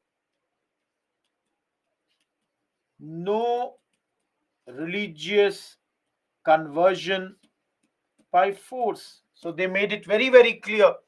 We shall not do any forceful conversion in future. Guys, clandestine manner, it would continue, but forcefully we are not going to do it. Fourth, no discrimination in army recruitments. We are not going to make any discrimination when it comes to army recruitment. Guys, you will see this, they will only say, they will not follow. Everyone. So can I say, through this proclamation, she has announced changes in government policy? All of you, can I say this? Through this, she has made some announcements in government policy, and clearly there will be rigid as far as army is concerned. We'll see what changes they are going to do. In fact, let me write this on the 9th page only. What changes they are going to do for army. Give me 1 minute. I'll come to this. They will make some changes for army also. And along with that, they also said to manage, for example, civil services, there will be an officer called Secretary of State. Now you people will ask, who exactly is Secretary of State? So basically they said that earlier there were court of directors. Earlier they were board of control. Now all of you, you have studied this last week. Board of control, court of directors, they said this is no longer required. This is absolutely no longer required. Instead of this, they said a new position, Secretary of State with 15 members to assist him in an office called India House. This would sit in London, and this man would have the cabinet rank. So clearly, he was a member of the British cabinet and thus responsible to the British Parliament. Everyone, he was responsible to the British Parliament invariably. You can understand, guys. He was very clear. It was very clear that now the ultimate power with regards to India is there with the British Parliament. Everyone, any doubt in the slide on the impact?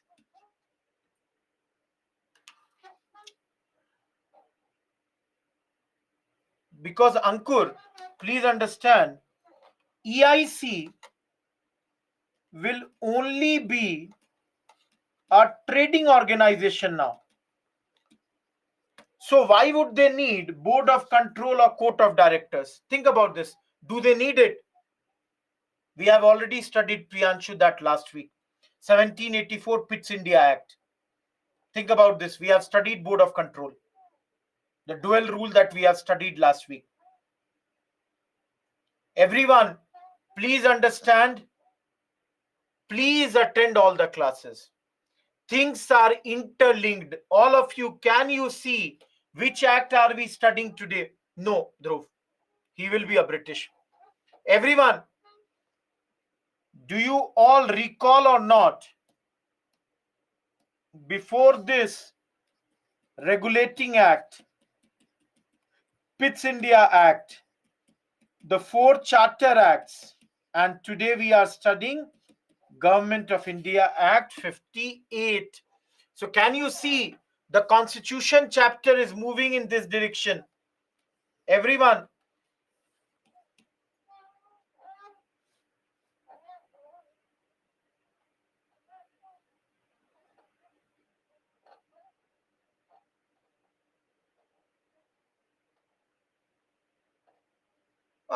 independence is very far. Guys, we are in our 13th class.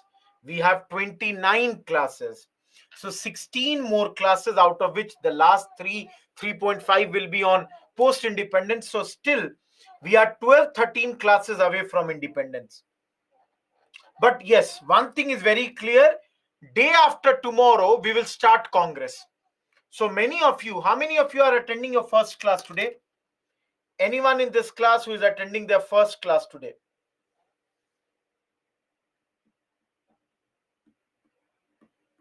Those who are attending their first class, do write a mail to me for the chronology and ask how you will go and prepare for the missed lectures.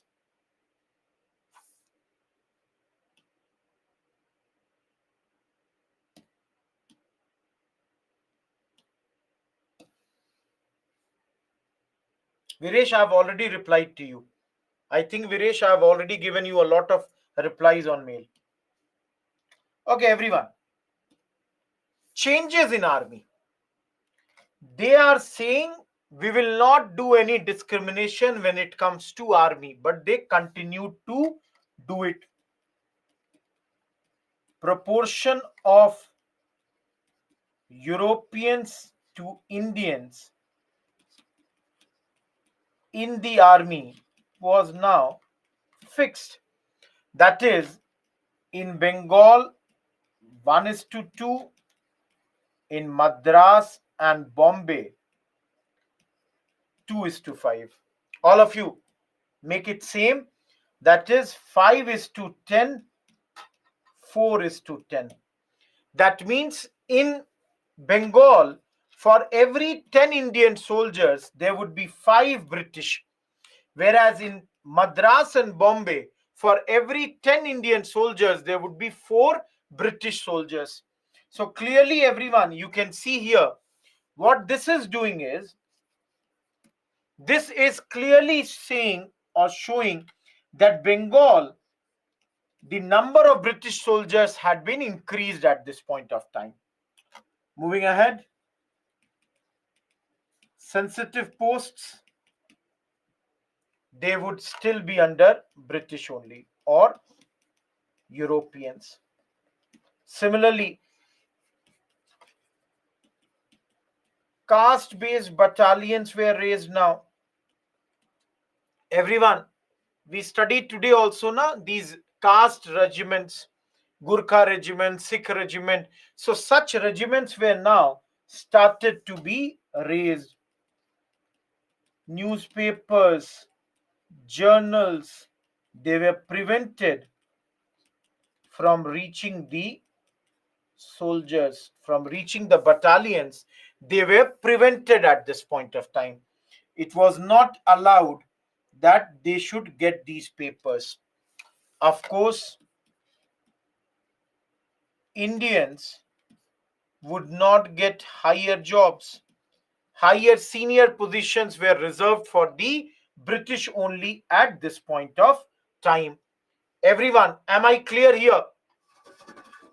All of you, am I clear here?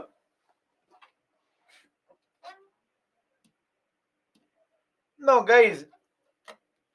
At this moment, they also classified some as martial and non-martial race. Martial races were like, for example, Gurkha or Sikh. So they were classified as martial. Martial in Hindi means ladaku, fighter community. So some of them were branded as fighters, non-martial, non-fighters. They were branded as non-martial races.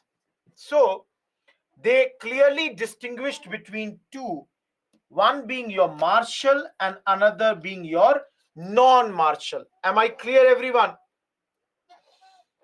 Brahmins, for example, they were put under non-martials. No, Priyanshu, I said Indians would not get the higher jobs or higher positions, you can say. In army, they would not get this. Everyone, last slide and my 1857 chapter would be completely done. Guys, these all were the things that was clearly visible. Apart from this, there was something that was not visible also for the Indians. What was that?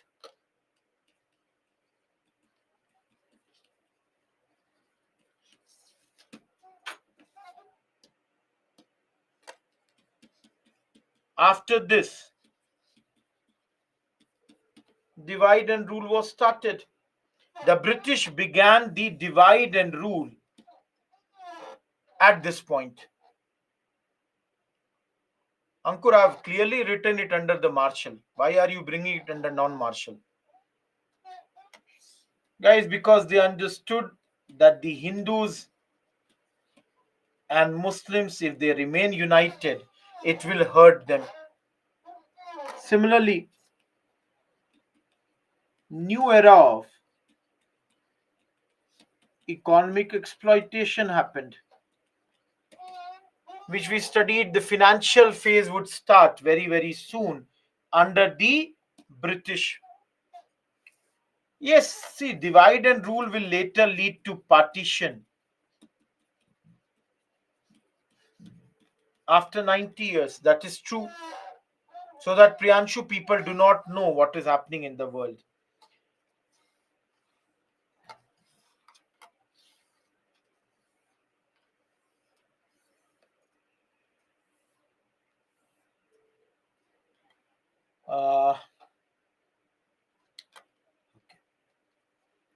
Educated middle class,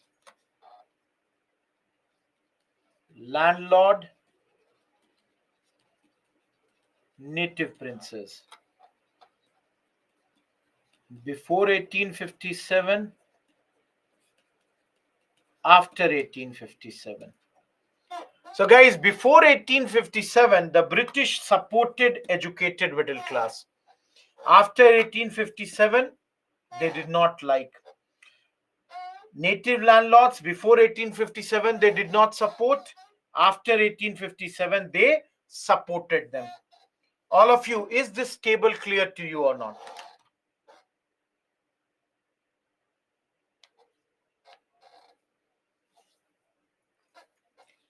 Each one of you, is this table clear to you or not?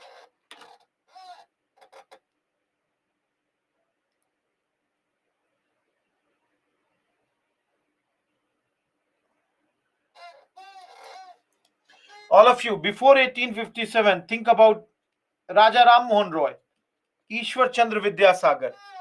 Britishers helped them, widow remarriage and all that. But after 1857, educated Indians, they have started questioning the British like drain of wealth. Do you think they will support them?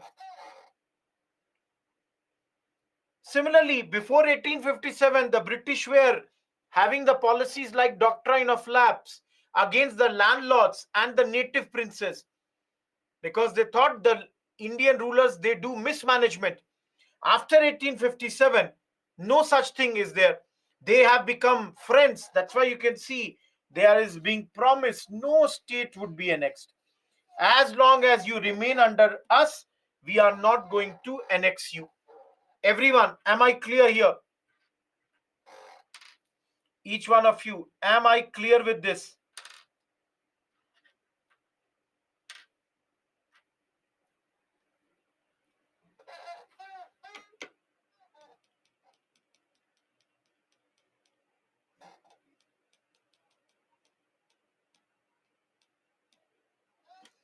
You all have a minute. If you have any queries, please ask me.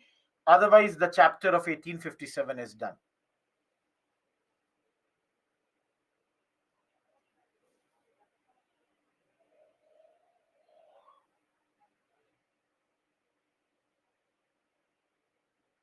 Ankur, they would either sign subsidiary alliance, they would be under the British India only. They would have accepted the British paramountcy.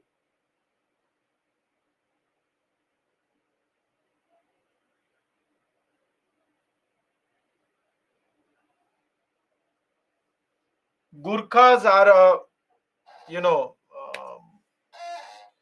group. Gurkha land, they demand Sayyid. You should know this much.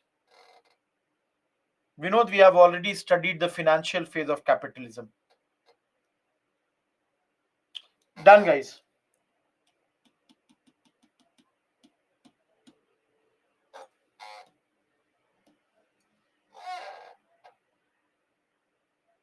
That should not be asked, Lakshmi. Everyone,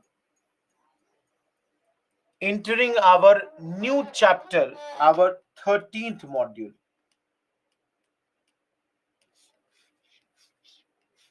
There would be something like that, Dhruv, but that's not written in most of the books. Each one of you, civil uprisings, and the focus here will be on mainly the tribal revolts. Tribal revolts have given prelims question in 2018.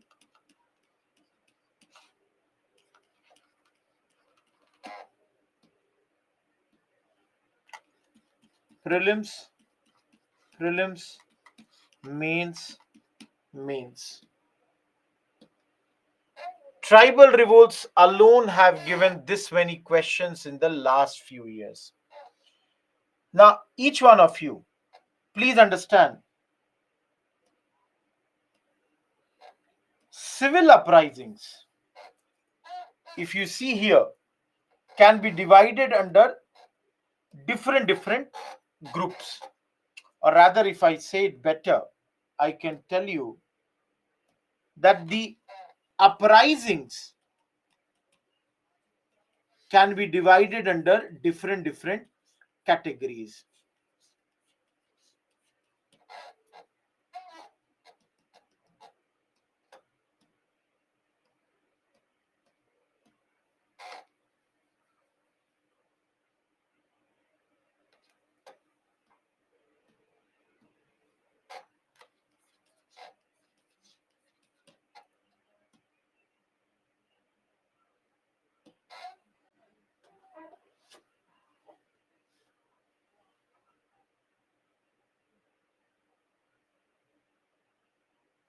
All of you. The most important one here will be the tribal uprisings. Now, for example, Munda, Santhal. So you can see here the fourth one.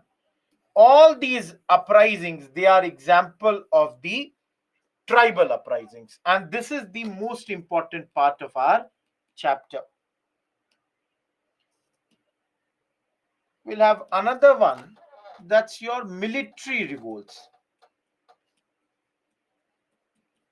And the best example of this is your Vellore mutiny that happened in 1806. That is, the soldiers, they had revolted against the British in 1806. Of course, guys, under this there will be another type of revolt, that is peasant revolts. And please understand, peasant revolts, I'm not going to teach you under the 13th module. I have separated it and made into a separate module, and we shall study it later. So some of you might be knowing, example, your Indigo Revolt, which happened 1859-60, or your Eka, etc., etc. Now, apart from this, there are other uprisings which are known as your civil uprisings. There are other uprisings which can be clubbed under three types or could be put under one only. For example, you can see the first three. It can be a movement directly by the politico-religious movements or leaders. It can be a movement by the deposed rulers and zamindars, or it can be a movement by their dependents. So either put all these three under one category, or you can put it as one being. Example is sannyasi uprisings. So it might be politico-religious. We will study these movements. I'm just doing a categorization right now. I don't know what you are saying, Vinod. The second one, by the deposed rulers. Example will see Velu, Thampi. And the third one, by the descendants of the deposed rulers, that is, those who were removed. You can see those who were removed, their dependents, they might be doing this particular revolt. Example, Ramosi uprising. All of you, in nutshell, I'm trying to say that all the revolts, you can simply remember, come under four categories: civil, tribal, peasant, military. These three classification, if you don't remember, then also it's okay. Can you all remember this much? Each one of you, can you at least remember this much?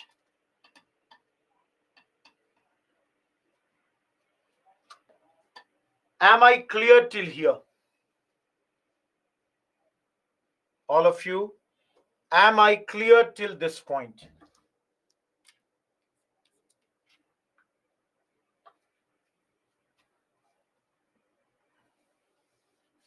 Okay, thank you. Now,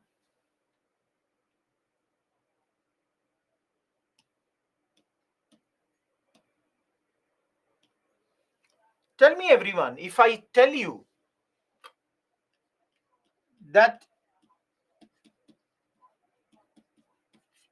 from 1770 till 1940s, in 170 years, there were 70 revolts done by tribal community. Now, all of you tell me, can you remember the names of all the tribal revolts with the places of all the tribal revolt, with the leaders of all the tribal revolt, with the time when they happened, with the causes that caused them? Everyone, can you remember all this?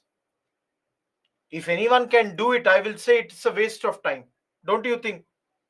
Everyone, don't you think it's a wastage of time to try to remember names of every revolt, every place, every leader, every time, every cause? So we should do two things over here. Everyone, let us be smart in this chapter. What is smartness? Two strategy. Number one, let's study only the important ones. Everyone, don't you think if we do only the important ones, it will be better? And number two, guys, here also try to find out, let's say, a pattern. Pattern means that is there a similarity, let's say, for example, in the causes?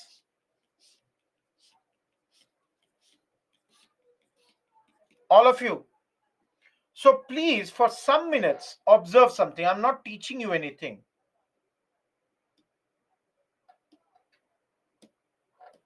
All of you, please see this. They can, Dhruv. UPSC can ask anything. Everyone, please look at the causes of all the revolts. Pahadia rebellion, the cause is Britishers have expanded on the tribal lands. Chuar uprising, the cause is that there is economic deprivation by British. Coal uprising, again the British have expanded on their land and their lands have been transferred to the outsiders. Kharwar rebellion, revenue settlement activity, we studied permanent settlement, Ryotwari and Mehelwari. Similarly, each one of you, Santhal rebellion, outsiders, zamindar, money lenders. Naikada, oppressive rule of the British and the upper caste Hindu ruler. Ho, Singhbhum has been occupied by the British. Munda, same, moneylender, exploitation by the British, forest contractors, interference in their custom and new taxes introduced by British against the British East India Company rule. Again, Britishers have installed one of their own people here. Police, money lenders, they are oppressive. New rights, new laws have been brought on forests. New feudal and forest levies, outsiders, interference, British interference. Everyone, what do you see or what did you find in this 16 revolts? Each one of you. Did you find any similarity when it comes to causes? What is the similarity?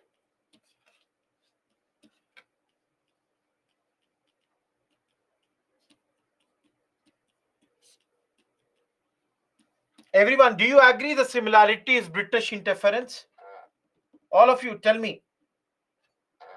And do you think under British interference, one of the reason was that the British would have acquired the land of the tribals?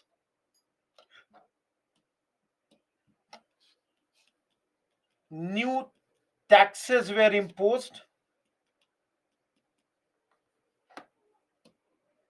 Okay. Outsiders like zamindars, money lenders, they have oppressed these. Similarly, everyone, tell me one more point. Which black, blue, red, red. Everyone, forest laws were also there. Land grabbing is land acquisition. All of you, tell me. 1, 2, 3, 4, 5. Any doubt in these 5 points? Think about this.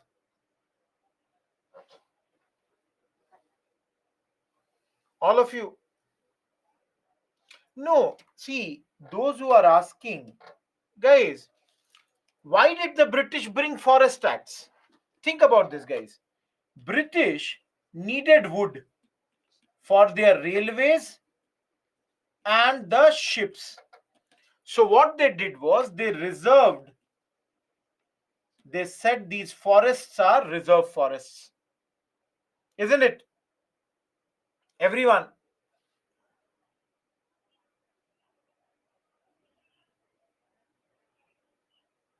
Absolutely. If you want, you can bring those who are saying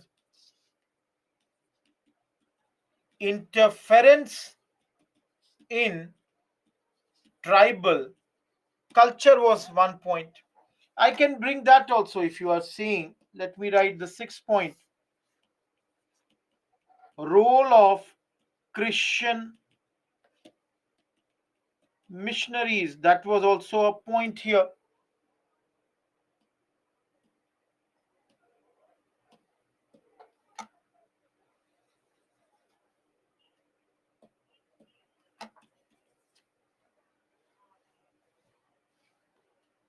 Everyone.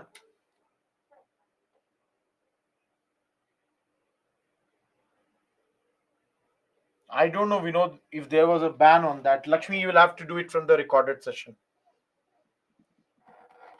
Each one of you, those who are saying they do not understand outsiders.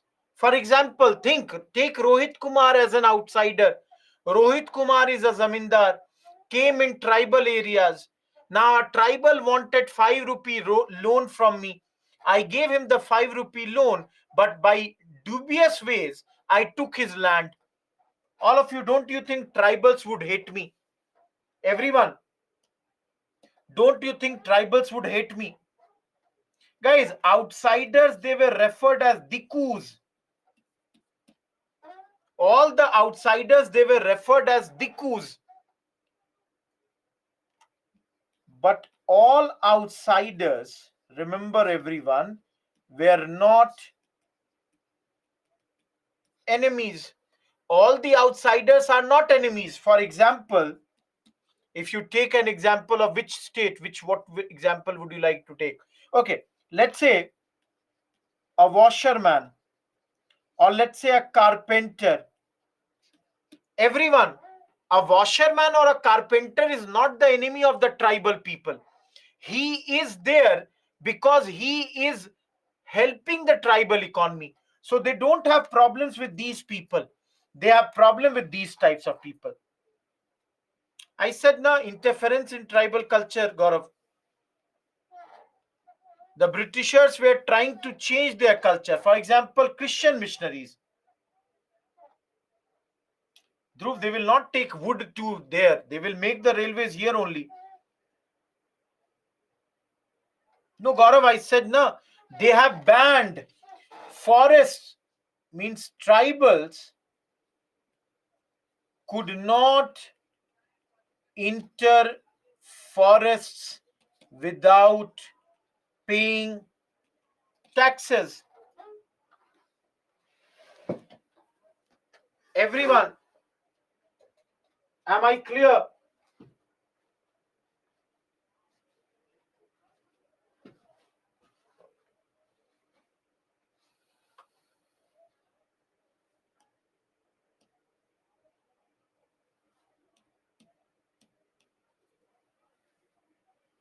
What is the full form, Dhruv? That's the word. Hayat, I don't know what that point is. Guys, even Christian missionaries, they would become a cause, because whenever the tribals would want to do any revolt against the British, these Christian missionaries would always interrupt, would say, don't do this, don't do that. They would try to change the customs of the tribals All this became a reason. Everyone, am I clear with this? All of you, am I clear with this chapter or this slide? What is the page number? This one? I'll come to 92 again.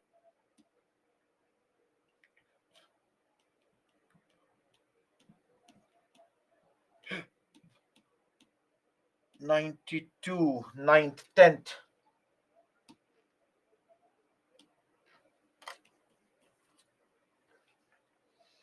Everyone. But that did not happen in such a big manner in those days. Guys, if you want to bring one more point, I can give you one more point. See here. 9th. No, this is 8th. 8th. Ban on shifting cultivation. These tribals would do the shifting cultivation, which was banned. Tribal revolts, Lakshmi. So there was a ban on the shifting cultivation, 13th module. Everyone, am I clear here? All of you, am I clear with this?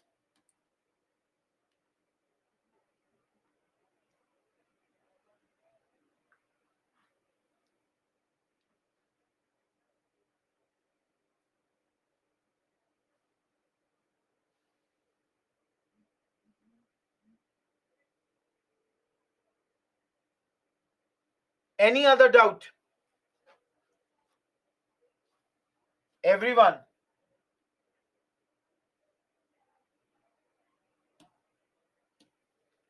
Now, please understand. 6th point.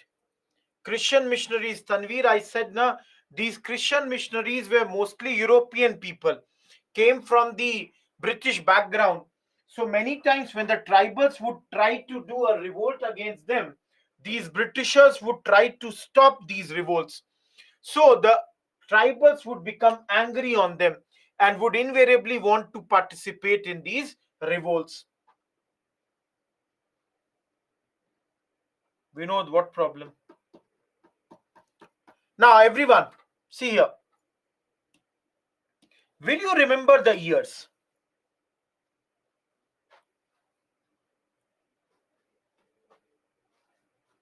Everyone, will you remember every year? See, personally, I think it's practically impossible to remember each and every year that's mentioned here. Very, very tough. Very, very tough to remember every year. So, what I would try to do is, I would try to remember, for example, these two. I would remember late 18th century. Similarly, early 19th century, late 20th century, just before 1857 revolt, after 1857 revolt, early part of 19th century. Everyone, are you getting my point? Do not try to mug up every number. Similarly, will you remember the area? Each one of you, will you remember the region of these revolts? Everyone, will you remember the region of these revolts? Yes. You will have to remember the reasons. The regions, they will have to be, you have to mug them up. There is absolutely no way. Lakshmi, 1700 to 1799, 1800 is 18th century. So, for example, we are in 2024. This is 21st century. Upper caste Hindu, Gaurav. So, guys, Raj Mahal Hills, this is present day Jharkhand. Midnapur and Bankura, present day West Bengal.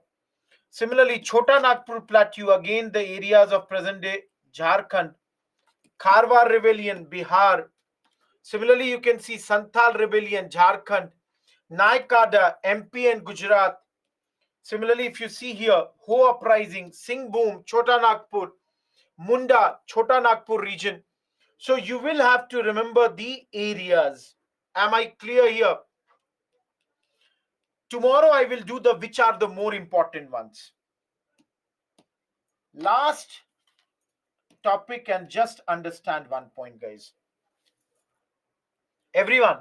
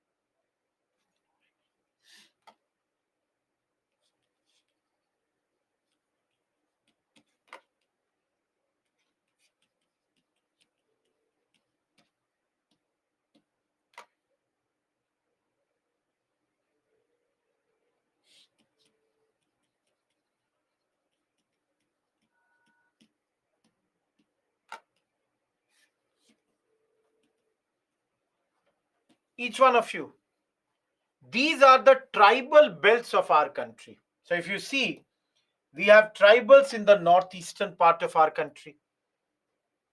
Every day in the those who are watching your CNAs, if you see, even today I talked about Mizos, Metis. Similarly, you have tribals in West Bengal, Jharkhand, Odisha area, Munda, Oraon, MP, Chhattisgarh, like Gonds, Andaman, like your Shompins, TN Kerala, Tamil Nadu and Kerala, that's your Todas, Maharashtra, Gujarat, you have which tribal do you have in this area? Bheels. Andhra also you have, yes, MP, Chhattisgarh. I'm only saying, guys, you can put Andhra, Telangana here only. Rajasthan, Meenas. Now, please understand, these tribals, they are bifurcated into two types. The Northeast tribals, they are called the frontier tribals. And the rest, they are known as mainland tribals. So if you see here, we just now what we saw were all the tribals that were there in mainland and they did the revolt. Tomorrow, guys, it is 7:51 right now. Tomorrow when we will start, we will see, today we have only done the causes. Tomorrow we will see characteristics of tribal revolt, the reasons for the failure of the tribal revolts, 4 important tribal revolts, of course, frontier tribal revolts, and the rest of the civil uprisings. Hopefully, guys, you understood everything that we did in today's class. Hopefully, everything was clear to you. You have the last 9 minutes to ask any question. Please do see the CNAs. We shall meet again tomorrow at 10 a.m. in the CNA. In the meantime, thank you for attending the whole lecture. Goodbye. Any doubt, please write on the mail. Thank you, Devansh and Pranav. Those who have no query, you can start moving. Goodbye. Dhruv, I have been teaching for now 11 years. So for me, things are very different from you. Thank you, Sonal. Suman, CNA is the PDF, DNA is the video. Akshay, Ankit, Alok, Bijo, and Mathangi, thank you, everyone. Those who have no queries, start moving away. Yes, I know, Rakesh, I told you. In those areas also. Vinod, I'm saying the same. You can put Karnataka in TN Kerala, near MP Chhattisgarh, you can put Andhra. Tanveer, thank you. Lakshmi, good night. Gaurav, write the mail. I cannot do it here. Aruvita, good night. Thank you, Rajib. Thank you, Vinod. Thank you, Suman. Hopefully, good night, Aarti and Ravi. Please ask your doubts. Thank you, Ankur. No, we are done with 13th lecture today. Thank you, Manpreet.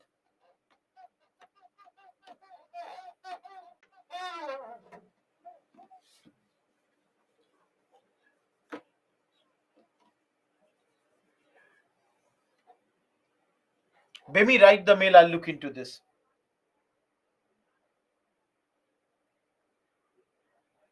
Lakshmi, you will have to slightly sit with the dictionaries. Wherever you find something tough, go through that. Thank you, Gaurav, and thank you, Harshita Malya. Because you coming from a different medium, invariably you will have some trouble. I can understand. But then for me, the words which are easy for you might be appearing very, very tough. That's the whole thing.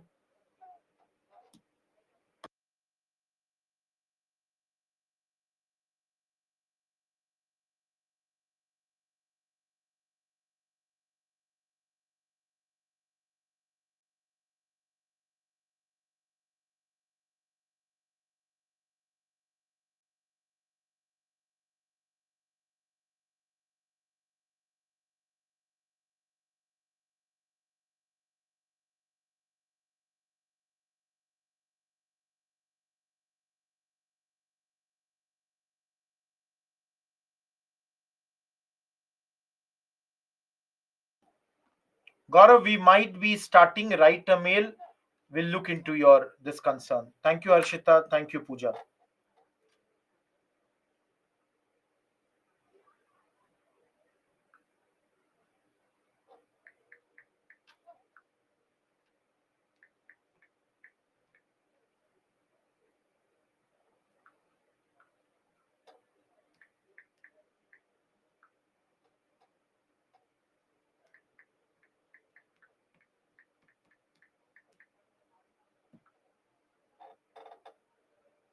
Fayaz, I don't know why you are mentioning your mail ID. I have no idea why you are doing that. Anyone still in the class, please.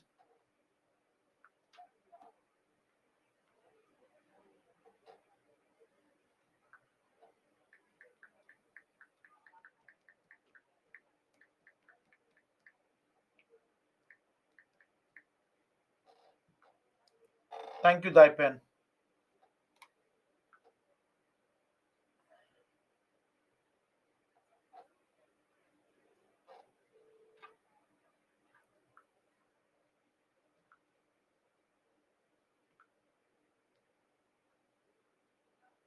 Goodbye, Harshita Malya. Last 3 minutes. Anyone still in the class? Thank you, Bemi.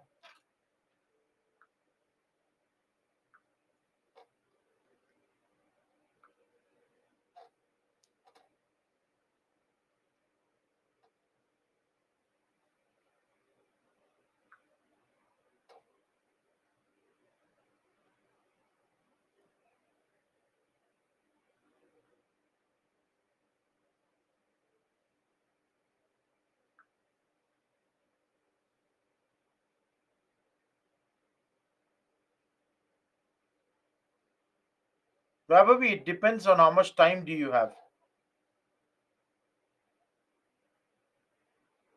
Thank you, Lakshmi. For practice, you can use these questions later also.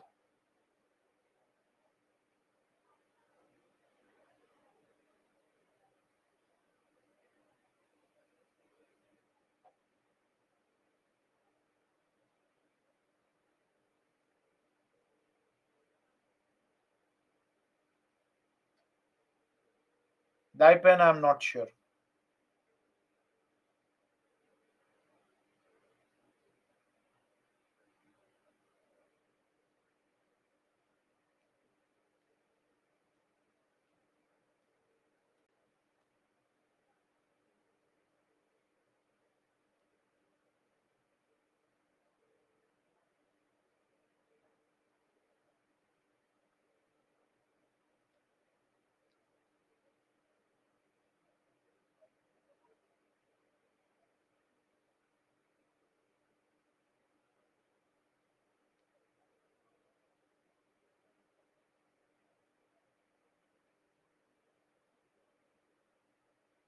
Good night, Lakshmi.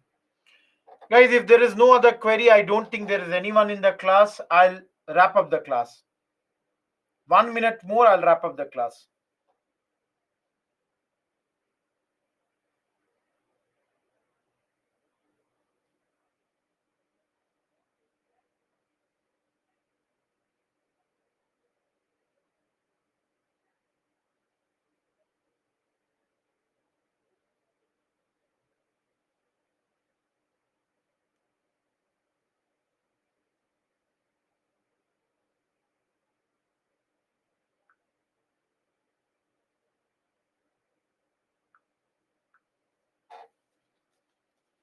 Hopefully, there is no one in the class. I'm wrapping up the session.